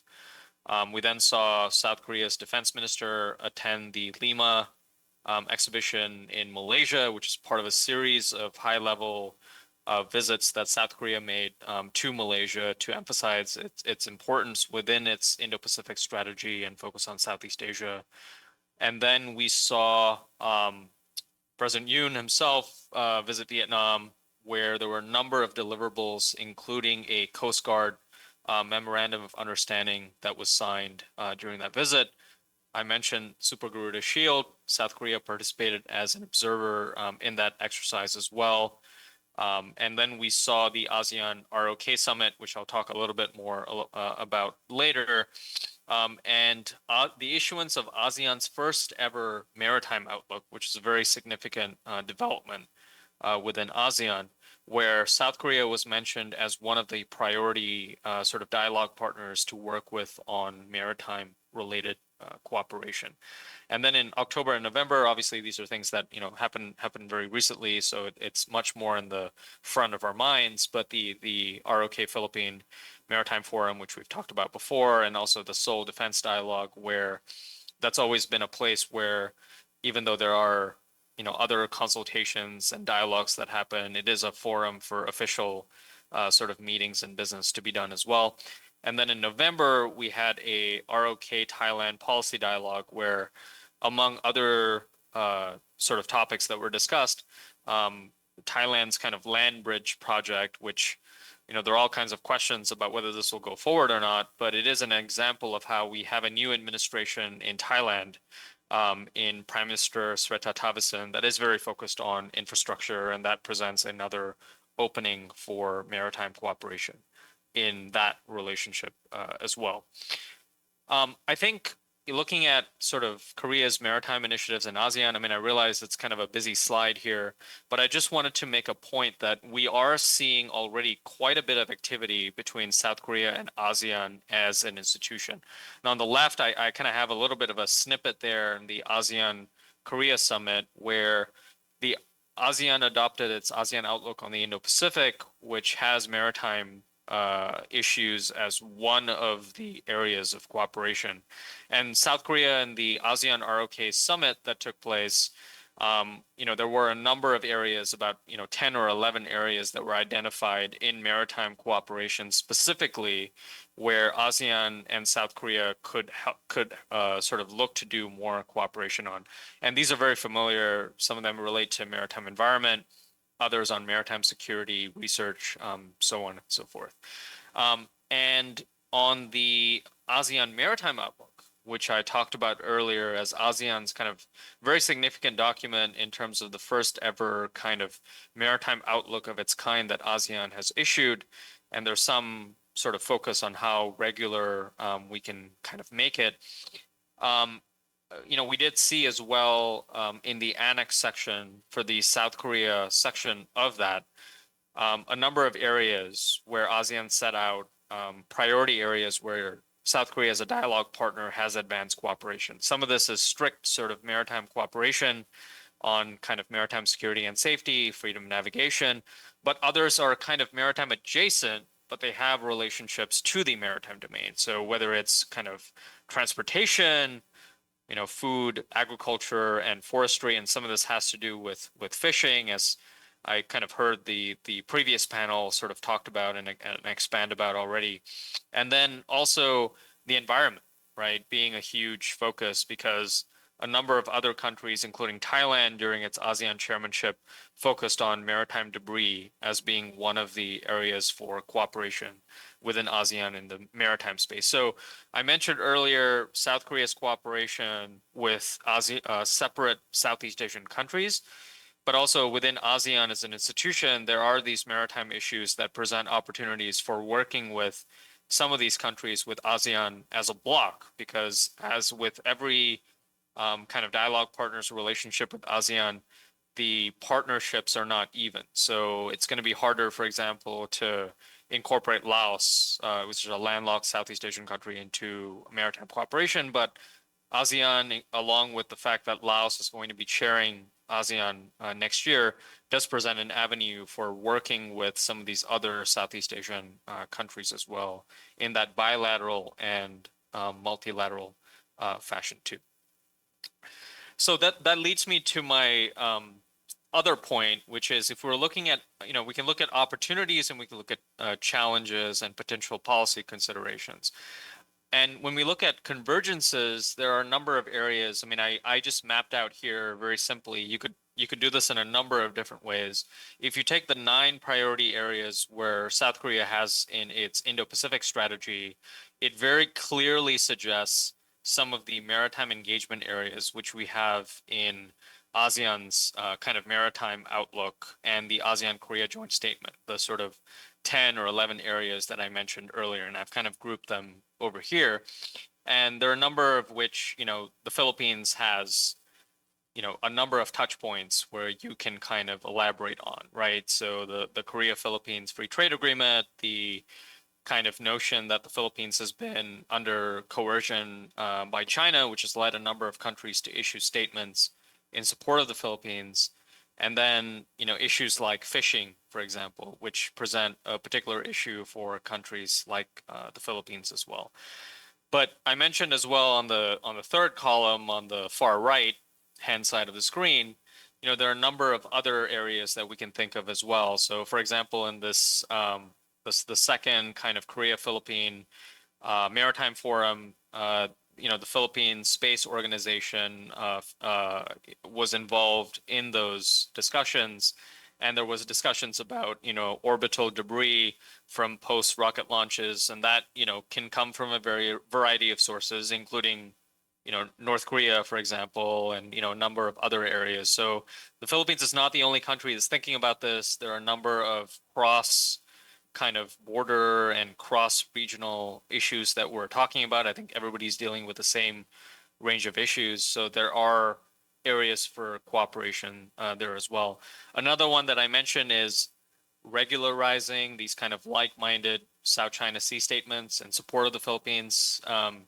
This is something obviously that South Korea is working on a more global basis. I just mentioned it because this is something that's quite significant that happened in Washington, the sort of Camp David agreement that we had on U.S.-Japan ROK cooperation, which, that statement clearly had maritime issues, including in the South China Sea and international law in mind as well. So that presents another area of cooperation there too, just because Japan and South Korea are both very active on their own terms doing things with Southeast Asian countries in the maritime domain. And the United States is also quite active on its own as well. Obviously, there's more opportunities for cooperation there on a variety of areas. One, which I think a lot of countries are talking about already, is the Pentagon is focused on kind of defense youth exchanges, talking about who are the young leaders in the defense space in Southeast Asia and how can we promote more structured collaboration. They've done this through the Shangri-La Dialogue and other avenues. This is something that, the United States is not the only country that's thinking about this. A number of other countries are too. The Seoul Defense Dialogue, I know there's been earlier conversations about how to integrate sort of defense youth from Southeast Asia as part of these conversations. So there's a number of convergences, I think, on engagement opportunities. I know I'm kind of running short on time here. I'll just mention, just by way of just a quick minute, on policy considerations, and then perhaps in the Q&A, if people have questions, we can get into it.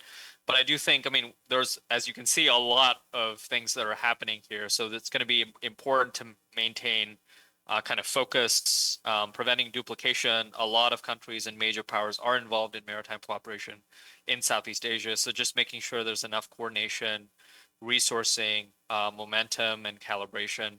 And then, of course, as South Korea is a democracy, along with other countries like the United States, just making sure there's enough sustainability and momentum built in and focus so that, in the coming years, we see initiatives that are not only undertaken, but also sustained resourced and built up so that we have a sense of that we're building this for the long term rather than something that's built for the next 3, 4, or 5 years. So I'll end there and looking forward to hearing other presentations from the colleagues as well as the discussion in the Q&A. Thank you so much. Thank you so much, Dr. Parameswaran. Thank you. Our next speaker, also joining us online from Seoul, South Korea, is Dr. Kim Min-chul, Director at the Human International Law Institute. Dr. Kim will discuss the Philippine Republic of Korea maritime cooperation from the law of the sea perspective. A warm round of applause, please, for Dr. Kim.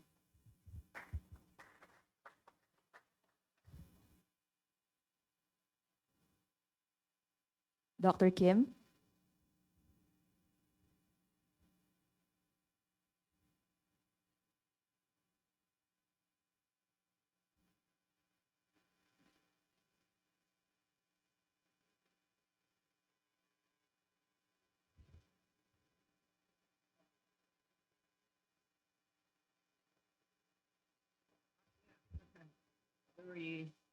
Hi, Dr. Kim. Can you hear I us, can sir? hear you. Hi. Yeah. Thank you, sir. We can hear you Yeah. clearly as well. Thank you so much. Yeah. Thank you. I need some more time to share my presentation file. Uh,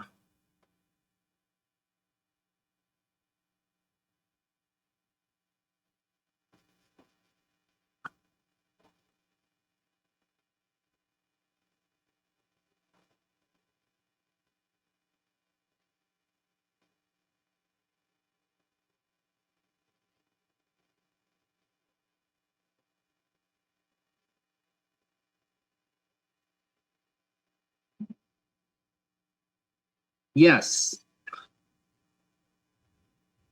Thank you, sir. We can see your presentation. Thank you. Yes. Thank you for inviting me to such a big seminar. My name is Min-chul Kim, currently working as the director of Human International Law Institute based in Seoul. I'm happy to be here sharing my presentation with the Filipino colleagues in today's seminar. Actually, I previously served as a legal advisor staff in the Korean Ministry of Foreign Affairs, and then I handled the various law of the sea issues such as maritime delimitation and provisional arrangement with China and Japan. So today, I'd like to focus on maritime disputes in the Philippines and the Republic of Korea, respectively. I guess, as you know much more than I about Southeast Asia, my presentation may have the meaning of the introduction of Korea's maritime reality to you. And then I draw some points to cooperate between two nations from the perspective of the law of the sea. As you know, the Philippines has consistently struggled against China's maritime claims in the South China Sea. The South China Sea Arbitration Award in 2016 was the triumph of the Philippines through international law on the rule-based order. Despite the award, however, China has maintained its maritime claims in the South China Sea, and China also continued unilateral actions based on various maritime claims in the water covered by the 9-dash line. Particularly, it seemed that Chinese so-called foreshore argument had made the U.S. somewhat perplexing. On January 2022, the U.S. Department of State issued the Limits in the Seas, number 150. This report criticized the foreshore argument through the unprecedented Barking Main report, including supplementary report on state practice. Furthermore, the U.S. has consistently carried out the freedom of navigation operation in the South China Sea with a view to challenging the Chinese excessive maritime claims, sometimes under the participation of the like-minded nations. Recently, last September, I heard that the Philippines also removed the Chinese buoys adjacent to the Scarborough Shoal. In a slightly different context, the situation in the South China Sea seems to be complicated. As you also know, Malaysia submitted its extended continental shelf information to the United Nations Commission on the limits of the continental shelf on December 2019. The area claimed by Malaysia as its continental shelf includes the seabed adjacent to the Spratly Island. So this submission sparked up again the controversy over the legality of China's maritime claims to the South China Sea. And the Philippines also objected to this submission due to the sovereignty issues of the Calayan Island group. That is, as far as I know, Spratly Island and the North Borneo. The foregoing is the big picture of the South China Sea after the 2016 South China Sea Award. Yeah.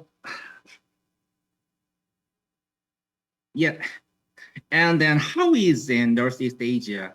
A considerable part of the water around China, Japan, and Korea have no permanent maritime boundaries, except for the partial boundary on the northern part of the continental shelf between Korea and Japan.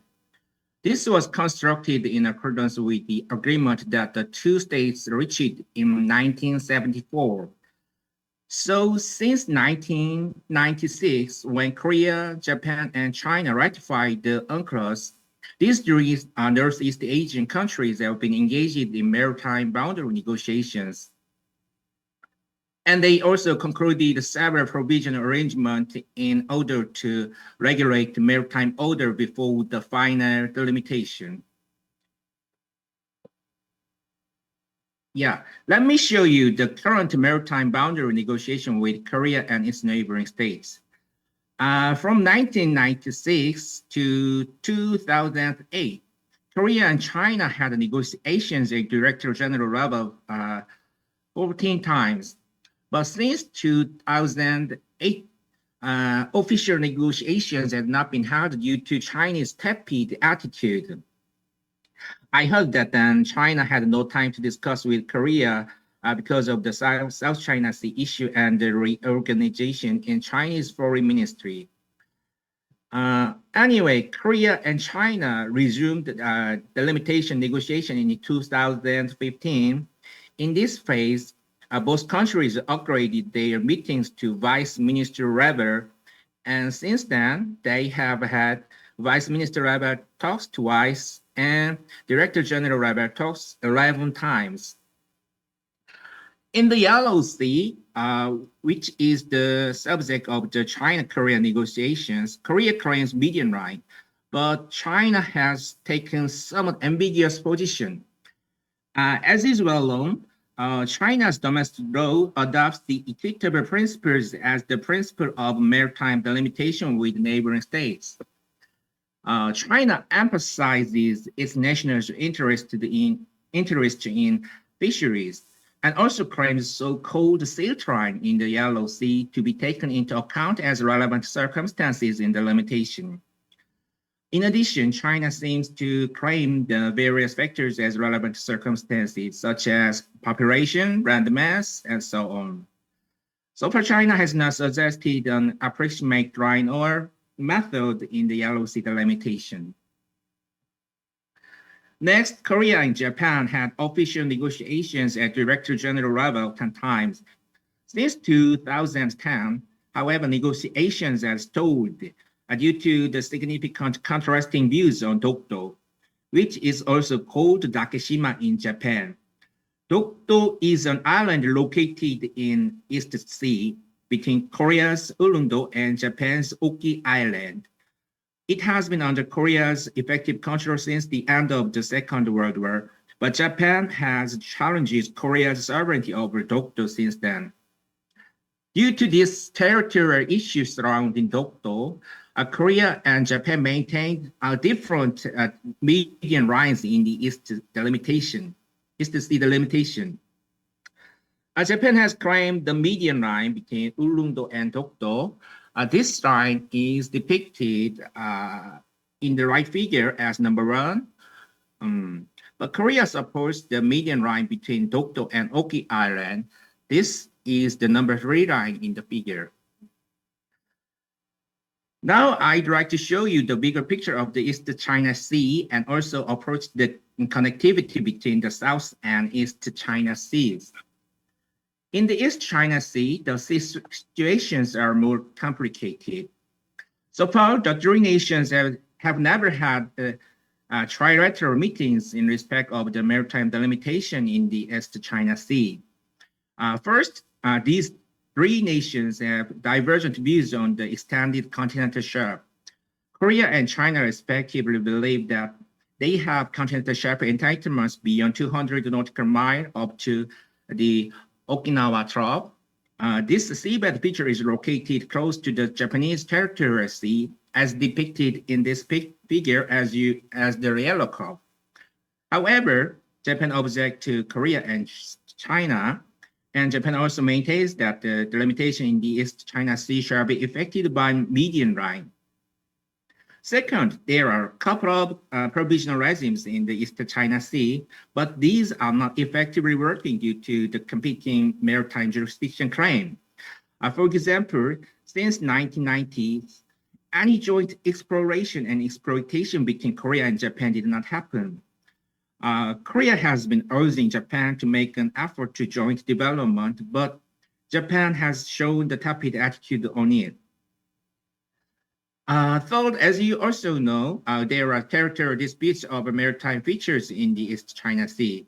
Japan and China have conflicted surrounding the sovereignty of Senkaku, Diaoyu Islands. In the context of conflicting maritime jurisdiction claims, the East China Sea has faced a harsh reality. Particularly, I think these two examples gives us opportunities to consider the present in the East China Sea and its future. What you see in the left figure is the status of unusual behavior by foreign marine research vessels from Japanese perspective from 2015 to 2019.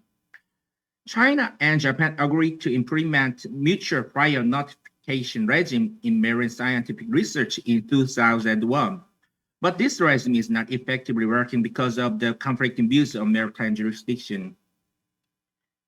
This red line is the China-Japan median line, which is considered by Japan as maritime boundary between the two states. However, the China carried out research activities in the water to the east of this line. The blue dots represent the Chinese activities without prior notification to Japan.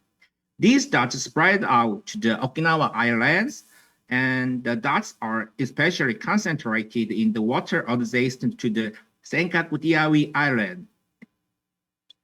Next, what you see in the right figure is the status of Chinese unilateral development of mineral resources in the East China Sea. Since 2003, when China firstly began to exploit gas in the Chunxiao field, China and Japan had entered into negotiations, and they reached a political agreement to establish joint development regime in the East China Sea. The agreed joint development zone by the China and Japan agreement is the polygon located in the northern part of the East China Sea. This zone lies just beneath the Korea-Japan joint development zone. However, China and Japan could not go forward to actual joint development due to the failure of the subsequent agreement. And in the meantime, China has gradually expanded its development activities to the west of the China-Japan median line. According to Japan, there are 18 structures on the Chinese side of the median line between China and Japan as of June 2023. Compare these two pictures, just like the marine research, as you can see in the left figure, Chinese development activities might go into the east of the median line in the future. As for the Chinese expansion in the ocean, there varies from the strategic perspective. Although I'm not a specialist in military and strategic field, many colleagues in this field point out China's anti-access area denial. It is reported that the concept of island chain was originally designed by US in order to block the Soviet Union and China. However, today, these lines are also recognized as being Chinese marine expansion targets. As is depicted in this picture, the first chain includes the South and East China Seas, and the second chain includes the maritime areas of the Philippines. Now I can draw implications from what we explored. Looking at the bigger picture of the East China Sea, China has been consistently trying to break the status quo in the East China Sea. In the future, the East China Sea can be another battlefield between China and neighboring states, as China had shown in the South China Sea. I think Korea must think carefully and seriously its role in the East China Sea in order to contribute to regional peace and stability. And it is essential to cooperate with the Philippines in this process. Though it's unclear at that time, Korea might face the termination of the 1974 Korea-Japan Joint Development Agreement in 2028 at the earliest. If this agreement comes to an end, more demands for unilateral activities in the East China Sea are likely to emerge. This change might also have an effect on the status quo in the East China Sea. Now it's time to deepen maritime cooperation between the Philippines and Korea. First, when we focus on the maritime jurisdiction dispute in each region, we can exchange know-how for responding to maritime claims and unilateral actions of neighboring states. For example, the Philippines have experiences in negotiation with China, including litigation, and the Philippines have persistently responded to Chinese unilateral actions in the South China Sea. Such experience can give Korea a lot of hint for going through the limitation negotiation with China, as well as responding to China's unilateral actions in the Yellow Sea.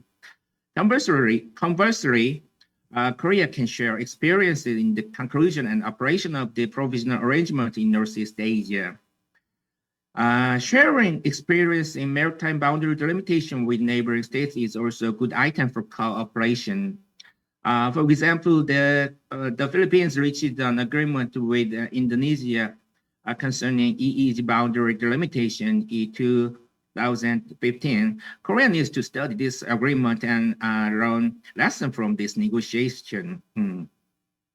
We can also learn relevant domestic laws and policies each other.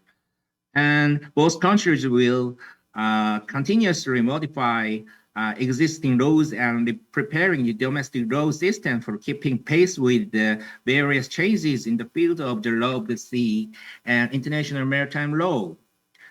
Of course, I know discussing the maritime jurisdiction is a little bit hard. But then we can start to cooperate from a relatively soft issue. A marine environment is today's common concern in the regional and even global level. We can strengthen cooperation for protection against the various pollutants. We also may deepen mutual support for protection of marine environment in scientific, technical, and financial aspect. Furthermore, how about this? We can consider the foundation of the Philippine-Korea Maritime Environment Cooperation Center for carrying out various joint projects. As you can see in this slide, there are various agencies and organizations dealing with the law of the sea issues in Korea. Summarizing my presentation, I suggest as follows. First, I suggest regular consultations on the law of the sea issues at Director General level or below it. Using the occasion of the annual Philippines-Korea Maritime Dialogue can be an option. Also, we can consider mutual long or short dispatch of staffs in order to study the others' experiences and law system. Second, I I suggest joint conference, regular communications, or a visit among scholars, practitioners, and so on. I believe these efforts will contribute to enhancing maritime security, prosperity, and further preparing for the future of the South and East China Seas. I hope today's seminar will be one of the starting points. Thank you. Thank you so much, Dr. Kim. Our next speaker, also joining us virtually, all the way from Seoul, is Dr. Cho Wong-gi, professor at the Department of Indo-Pacific Studies and head of the Center for the ASEAN India Studies at the Korea National Diplomatic Academy. Dr. Cho will share his insights on Korea's Indo-Pacific strategy and the Philippine-ROK Maritime Cooperation. Let's all welcome Dr. Cho. Christina, greetings from Seoul, Korea, and very good morning to you, friends and colleagues there. I'm very glad to have an opportunity again to share my thoughts today. Well, today I'd like to share my thoughts about the overall strategic directions of ROK government foreign policy, which could be summarized as an Indo-Pacific strategy. So I'd like to talk about what would be some of the major factors that influence the shift of ROK's foreign policy. I would say strategic repositioning toward more strategic and comprehensive engagement. And also, I'd like to talk about a very important, significant shift of Korea's foreign policy regarding South China Sea. Well, if you look at what Korean government has been doing for the last 10 to 12 months, there is a significant shift of Korea's stance on South China Sea. And finally, I'll talk a little bit about ROK Philippine Maritime Security Cooperation. First, Korea's Indo-Pacific strategy.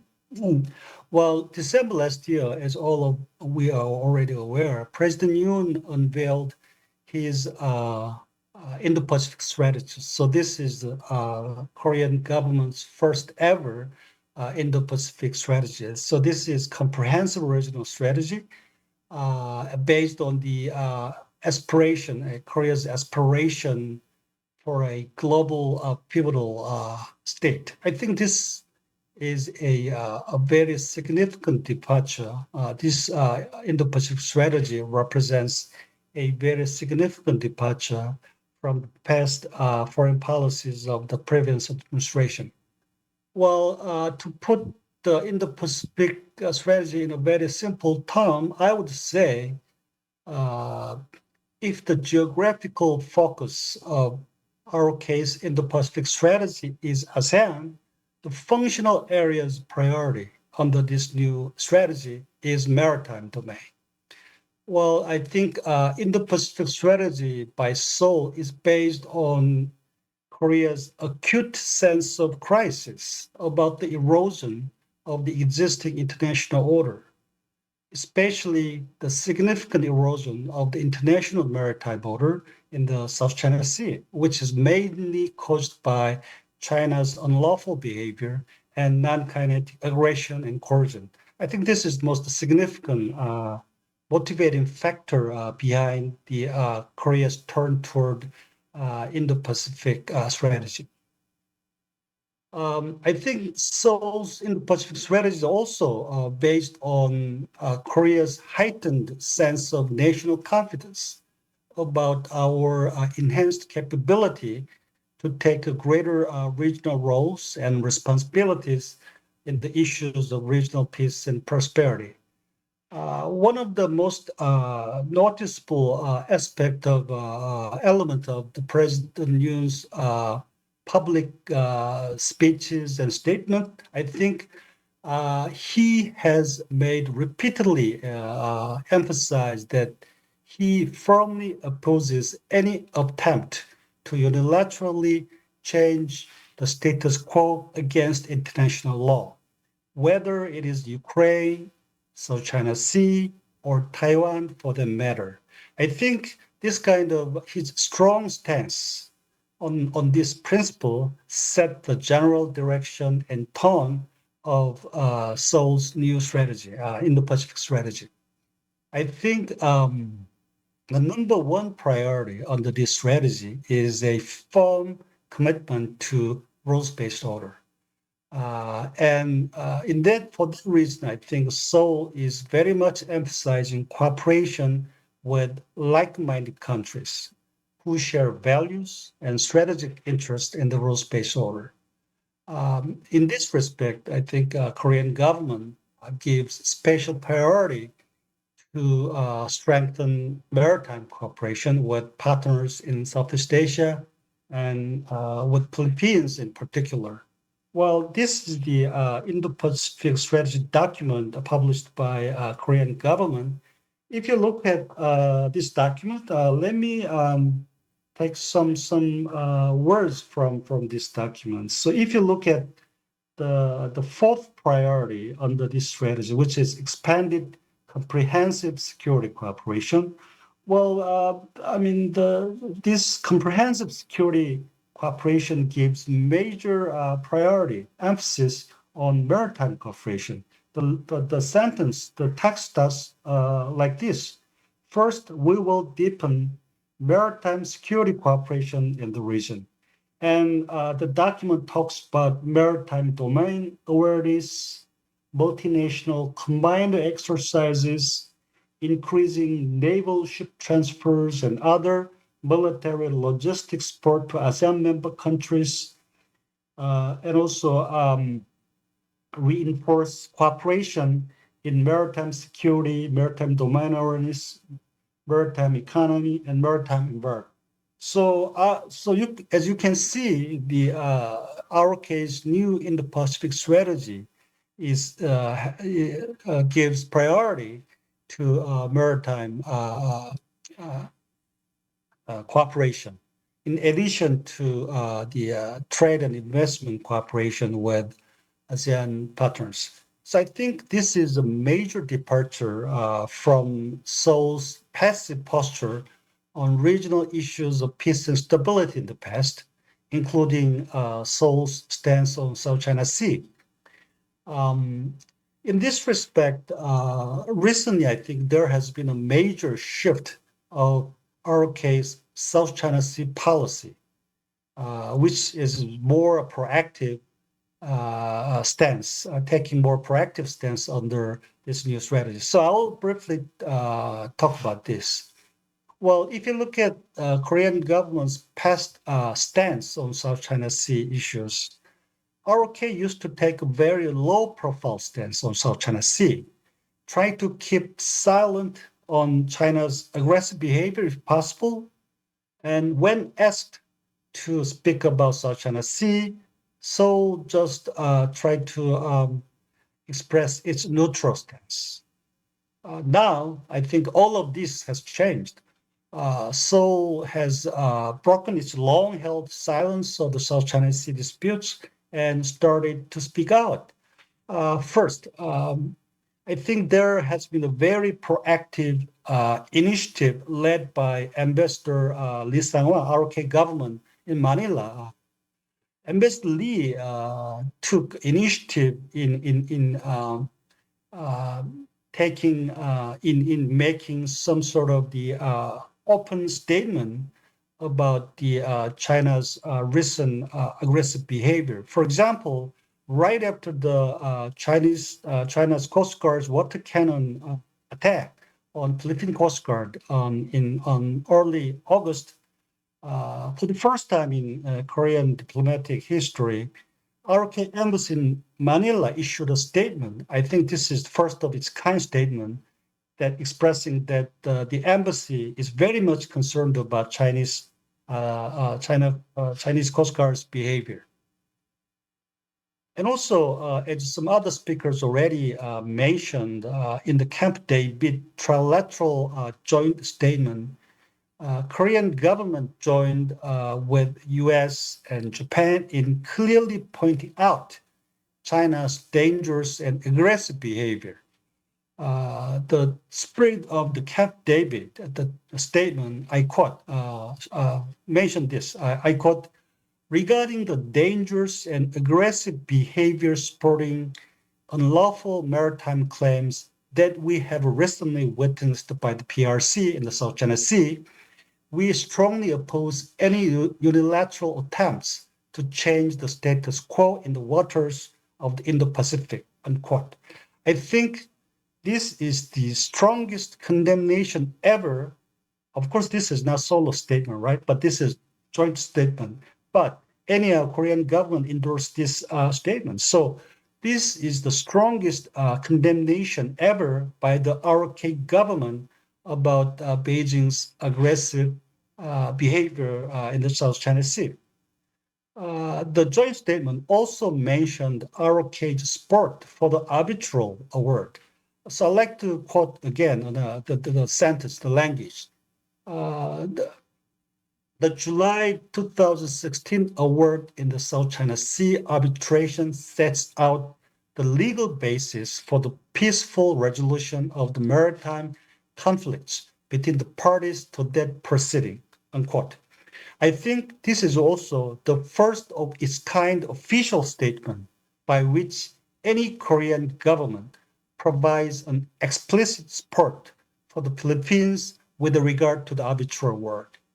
And thirdly, with regard to the recent collision incident by the Chinese Coast Guard ships to the Philippine vessels on a delivery mission to the BRP-CRM address, the spokesperson of ROK Foreign Ministry clearly stated that ROK is concerned about China's dangerous behavior and the freedom of navigation in the South China Sea should be respected.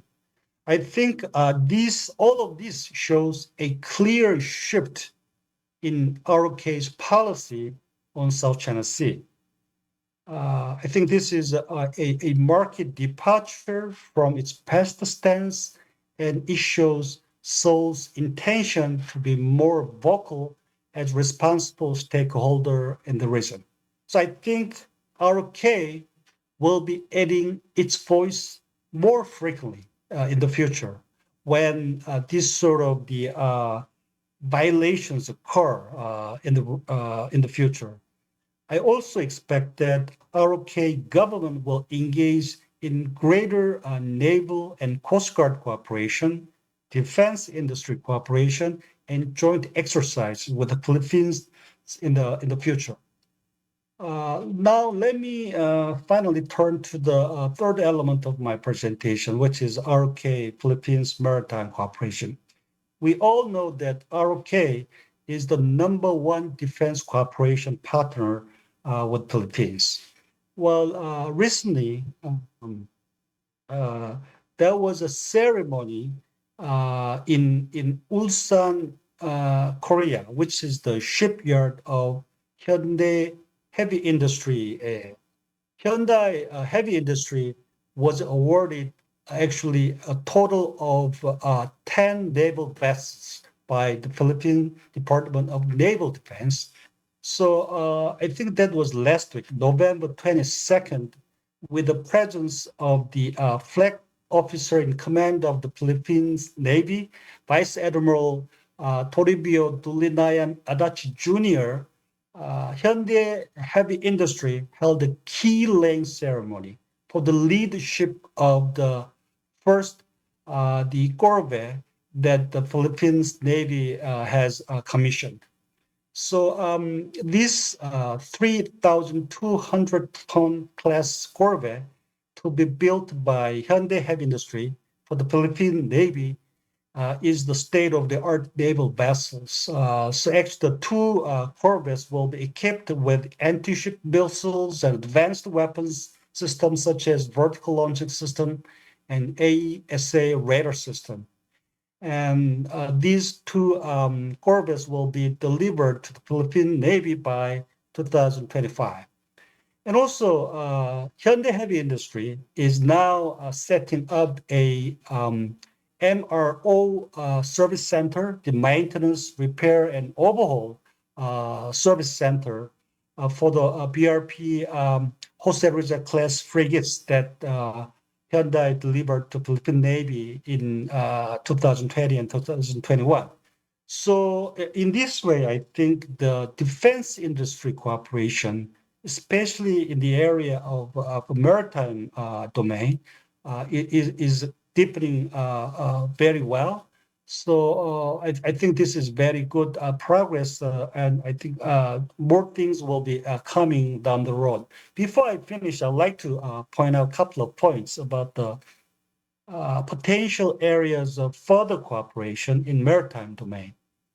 First, with regard to the maritime domain awareness, I think we need to explore ways to share the Korean commercial satellite imageries with Philippines counterpart. You know that Korea recently launched several commercial satellites and running very sophisticated commercial satellites. So these satellites produce a lot of useful imageries. I think, and also Korean government is also working on developing its own GPS system, which is called Korea Global Positioning System. So I think we need to explore ways to share some of the data from commercial satellites and the Korean navigational, the global positioning system. I think this data sharing would be very useful in tackling IUU fishing and etc. Another area of cooperation, I think, would be the Coast Guard cooperation between the two countries, especially in capacity building areas and the technical assistance. So I think ROK is now intensifying maritime cooperation with the Philippines, and I think we have great future collaboration ahead of us. I'll stop here and expect for the discussion. Thank you. Thank you so much, Dr. Cho. Lastly, our next speaker is Dr. Renato De Castro, a trustee and convener of the National Security and East Asian Affairs Program under the Strat-based ADR Institute. He is also a professor at the International Studies Department of De La Salle University, Manila.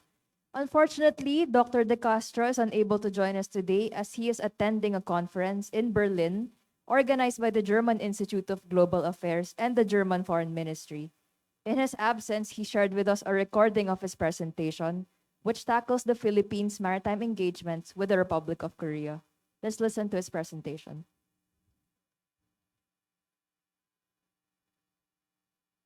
Provisions of training and, of course, technology related to facilities, equipment, and, of course, other type of training activities.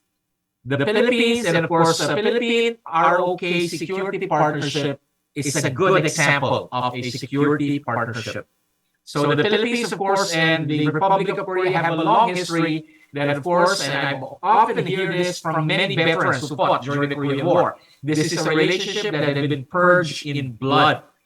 Diplomatic relations between Manila and Seoul was established on March 3, 1949, when, of course, the Philippines became the fifth state to recognize the Republic of Korea. The strength of this relationship was, of course, tested during the Korean War when Manila deployed the Philippine Expeditionary Forces as part of the US-led United Nations forces that, of course, fought to defend the Republic of Korea against the aggression of communist North Korea and later, of course, against the intervention of communist China in October 1950.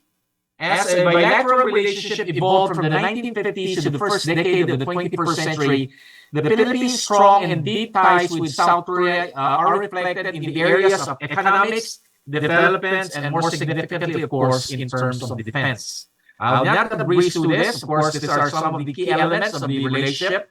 Let me focus again on the security military dimension.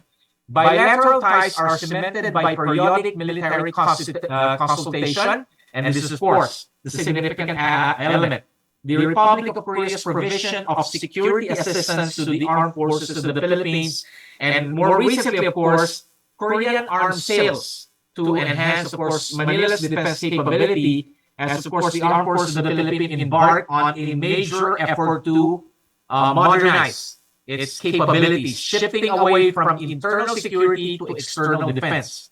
So the two countries' militaries conduct various defense-related activities, such as sharing of intelligence information, mutual exchanges of visit by military personnel, experts, military education and training, and of course something that became very significant in the aftermath of Typhoon Yolanda, or with the code name Haiyan, when of course it devastated the central part of the Philippines. Massive humanitarian assistance provided by the Republic of Korea, of course, to specifically, of course, to that area in Tacloban City. Given that both countries are U.S. allies, sole security assistance towards Manila defense required in general, the modernization of the armed forces of the Philippines in particular is viewed as significant. And of course, this is also very important because the equipment, the weapon system used by, used and of course exported by the Republic of Korea is of course based on the standards of the North Atlantic Treaty Organization, and the same is true with the case of the Philippines. South Korea's military assistance towards the armed forces of the Philippines' territorial defense capacity building efforts make it an important and of course significant security partner of the Philippines. So, of course, a key element that has tested this security partnership is the fact that the Philippines looks up into the Republic of Korea as, of course, its main provider of advanced and quality weapon system that, of course, aside from that, is affordable. That is required by the armed forces of the Philippines and its ship from its focus on dealing with insurgency, secessionist movement, to something that we call addressing the geopolitical dynamics of the 21st century. So the AP modernization was, of course, linked to President Aquino's agenda of challenging China's expansive maritime claim in the South China Sea that, of course, began in the immediate aftermath of the Scarborough Shoal standoff in 2012. Interestingly, of course, despite his policy of appeasing China, President Duterte has sustained and continued the modernization of the armed forces of the Philippines. He has not changed the national security objective. Rather, he has merely oriented and aligned the key missions of the Defense Department and the AFP to his plan of addressing both domestic security concerns, but at the same time shifting the focus of the armed forces of the Philippines to territorial defense. And of course, projects that began during the time of the late President Benigno Aquino saw their culmination during the time of former President Rodrigo Duterte. In July 2019, the Philippine Air Force re-established the Philippine Integrated Air Defense System that, of course, had been shut down in 2005 when, of course, the Philippines Air Force decided that maintaining the cost of, I think, about a squadron of aging F-5 freedom fighters were, of course, draining the resources of the country at the time, of course, that the former President Gloria Macapagal-Arroyo directed the armed forces of the Philippines to focus primarily on internal security with the expectation that all internal security threats would be eradicated by 2010. That's what happened. This is something very historic.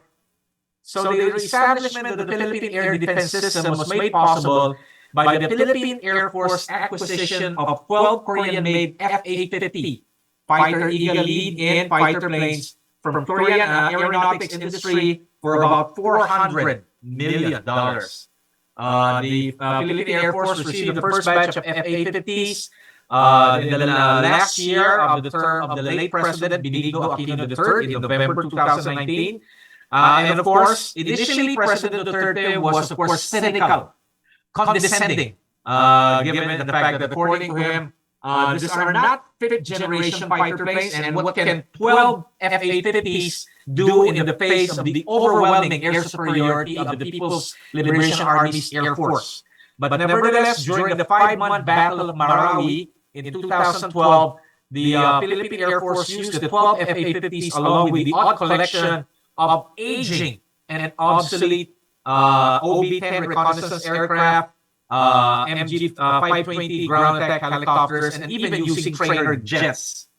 Of course, in the aftermath of the siege of Malawi, the former President Rodrigo Duterte learned to appreciate the significance, the importance of those F-850s in terms, especially when it comes to ground interdiction.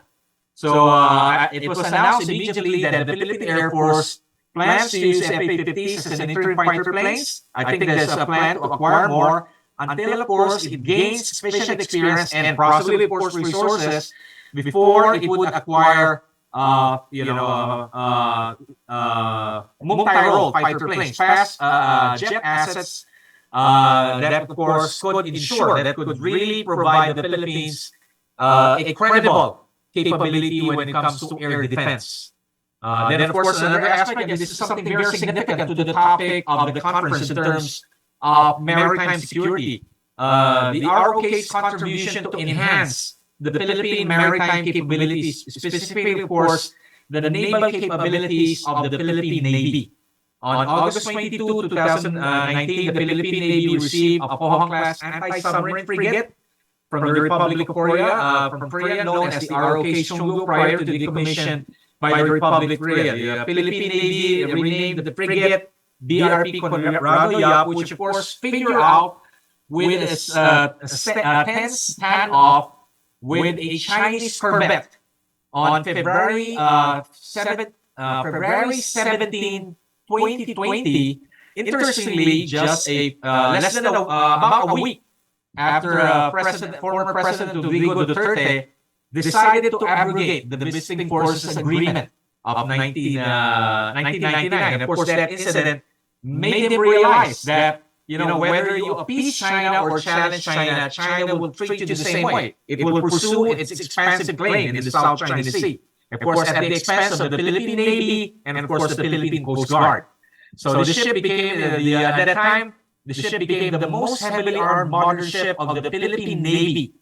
Given the fact that although the Philippine Navy had been decommissioning many of its World War II Vietnam-era collection of destroyer escort submarines and chasers, minesweeper, and of course the frigates that had been acquired from South Korea had been a very important means of replacing those obsolete naval assets from the Second World War and the Vietnam War era. The following year, of course, the Philippines acquired its first missile-capable frigate from Korean shipbuilder Yoon Heavy Industry. On May 23, 2020, the BRP Jose Rizal was arrived in the Philippines to be the Philippine Navy's biggest and first brand new fighting ship. This is the first time that the Philippine Navy had, of course, acquired a modern naval asset. And this is something that, of course, we source from a very important security partnership, the Republic of Korea. The following year, the sister ship BRP Antonio Luna has, of course, arrived before the end of 2020. Of course, this is a reality. The Philippine Navy is currently developing its credible defense posture in the face of looming maritime threat from China, primarily, of course, given China's effort to effect its maritime expansion by, imposing control over 80 to 90% of the South China Sea. The acquisition of these frigates had upgraded defense capabilities and, of course, a milestone in the AP modernization program. Of course, in the overall scheme of things, this is nothing compared to what China had developed, but probably this marks the beginning as the Philippine Navy, of course, developed at least a credible defense posture in terms of acquiring modern naval assets with missile capabilities, anti-submarine capabilities, and, of course, anti-air capabilities. So I'll just breeze through this. This is something to do with the Philippine relation with the Republic of the People's Republic of Korea, which is just focus on the conclusion. So the Philippine-ROK relations are close, extensive, and deep, and of course, it's been undergoing dramatic changes. The Philippines also had tapped the Republic of Korea for the acquisition of 2 modern corvettes. Initially, I believe it was an Australian company that was supposed to build these corvettes here in the Philippines. But I don't know the inside story of why suddenly the Philippines decided to source the corvettes from, of course, the Republic of Korea. And I heard there's even talk of acquiring the Philippines, really the big ticket item acquisition for the Philippine Navy. The possibility of the acquisition of 2 diesel-powered attack submarines. And I heard from Undersecretary Espino, who I met when we both attended the Seoul Defense Dialogue this year, that chances are the Philippine Navy might acquire Korean-made diesel attack submarines that will, of course, be useful to enhance the Philippines, the Philippine Navy's effort to develop at least a credible but nevertheless limited deterrence capability against, of course, a major external threat in the South China Sea, West Philippine Sea. Of course, it is assumed that this form of security partnership between the two countries are sister democracy facing the same threats and challenges of an evolving region while sharing values of freedom, respect for human rights, and adherence, of course, to the rule of law. So, Philippine-ROK security relations has become deeper given the fact that both countries now have adopted a common Indo-Pacific strategy. Of course, this Indo-Pacific strategy is a code for the fact that we are aligning our security policies, defense policy, of course, to the policy of the United States, Japan, Australia, and to a certain degree, India, as, of course, they look at the possibility of a challenge, a key geopolitical challenge to what is agreed upon as a need to maintain a free and open Indo-Pacific. South Korea and, of course, the Philippines have already indicated, signaled that we are in one with those countries that share the same values as Seoul and Manila.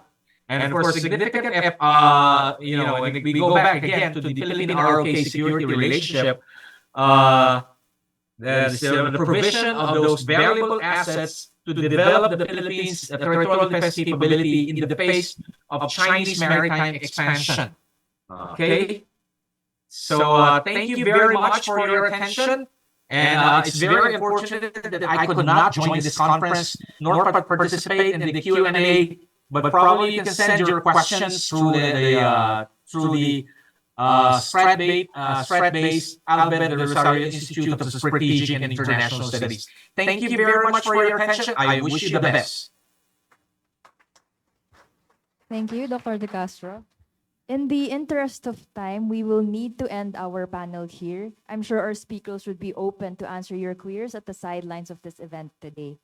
Truly, this has been a remarkable discussion, and we want to thank all of our speakers and our esteemed guests for being present.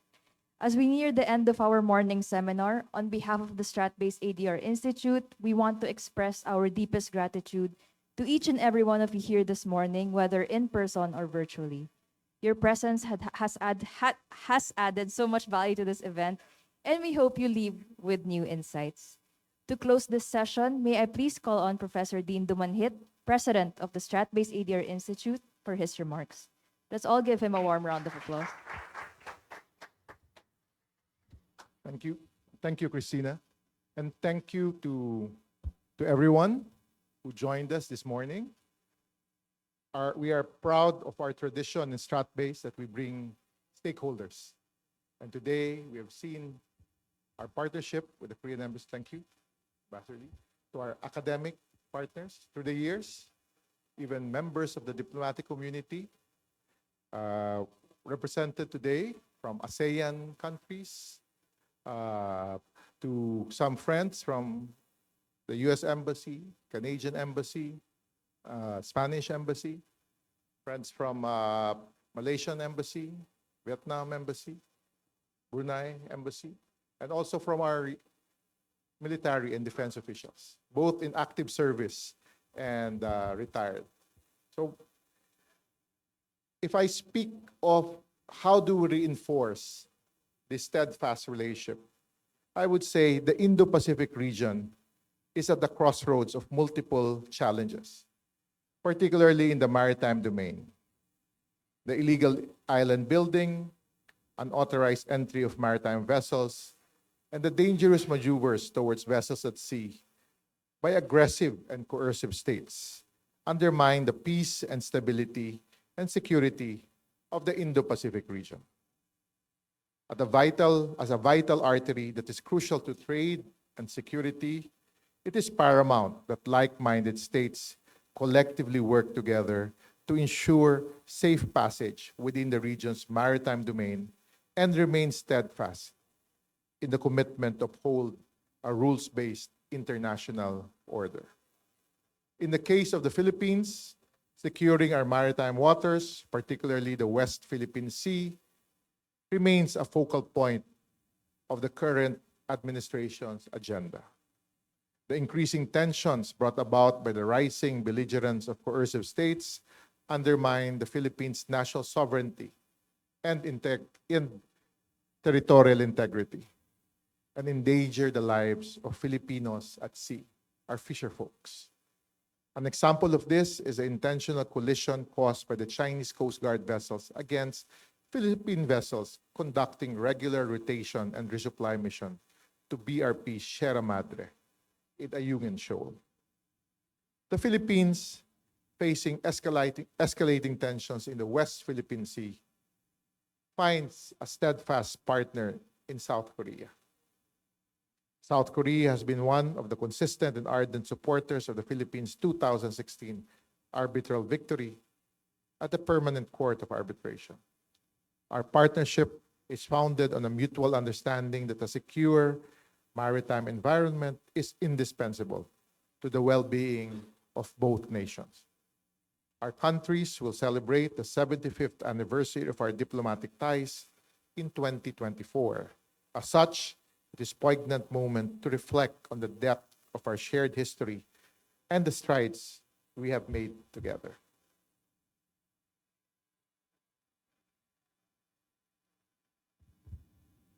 In my next slides, we at the Strat-based ADRi Institute are confident that our ties will not only grow stronger, especially in our defense industry and maritime cooperation. We are convinced that expanding our partnership will be mutually beneficial to our countries as we continue to face evolving geopolitical and geoeconomic landscape. It is only through collaboration that we will overcome challenges and foster prosperity for both of our nations. Looking ahead, the partnership between the Philippines and South Korea is not merely symbolic. It is a strategic imperative. This collaboration is vital in the preservation of a free and open Indo-Pacific, where adherence to international law and the pursuit of stability are paramount. As South Korea actively seeks to expand its role in maintaining a rules-based order in regional waters, the Institute is certain that the Philippines will extend its utmost support in pursuit of maritime security, as well as free and open Indo-Pacific. As we conclude this event, our gaze turns towards the future. In 2024, the Indo-Pacific holds immense potential for maritime cooperation, as illustrated in the reinforcement of our relations. It is our shared responsibility to navigate these waters collaboratively and hold aggressive and coercive states accountable to their actions with international law as our fundamental guide.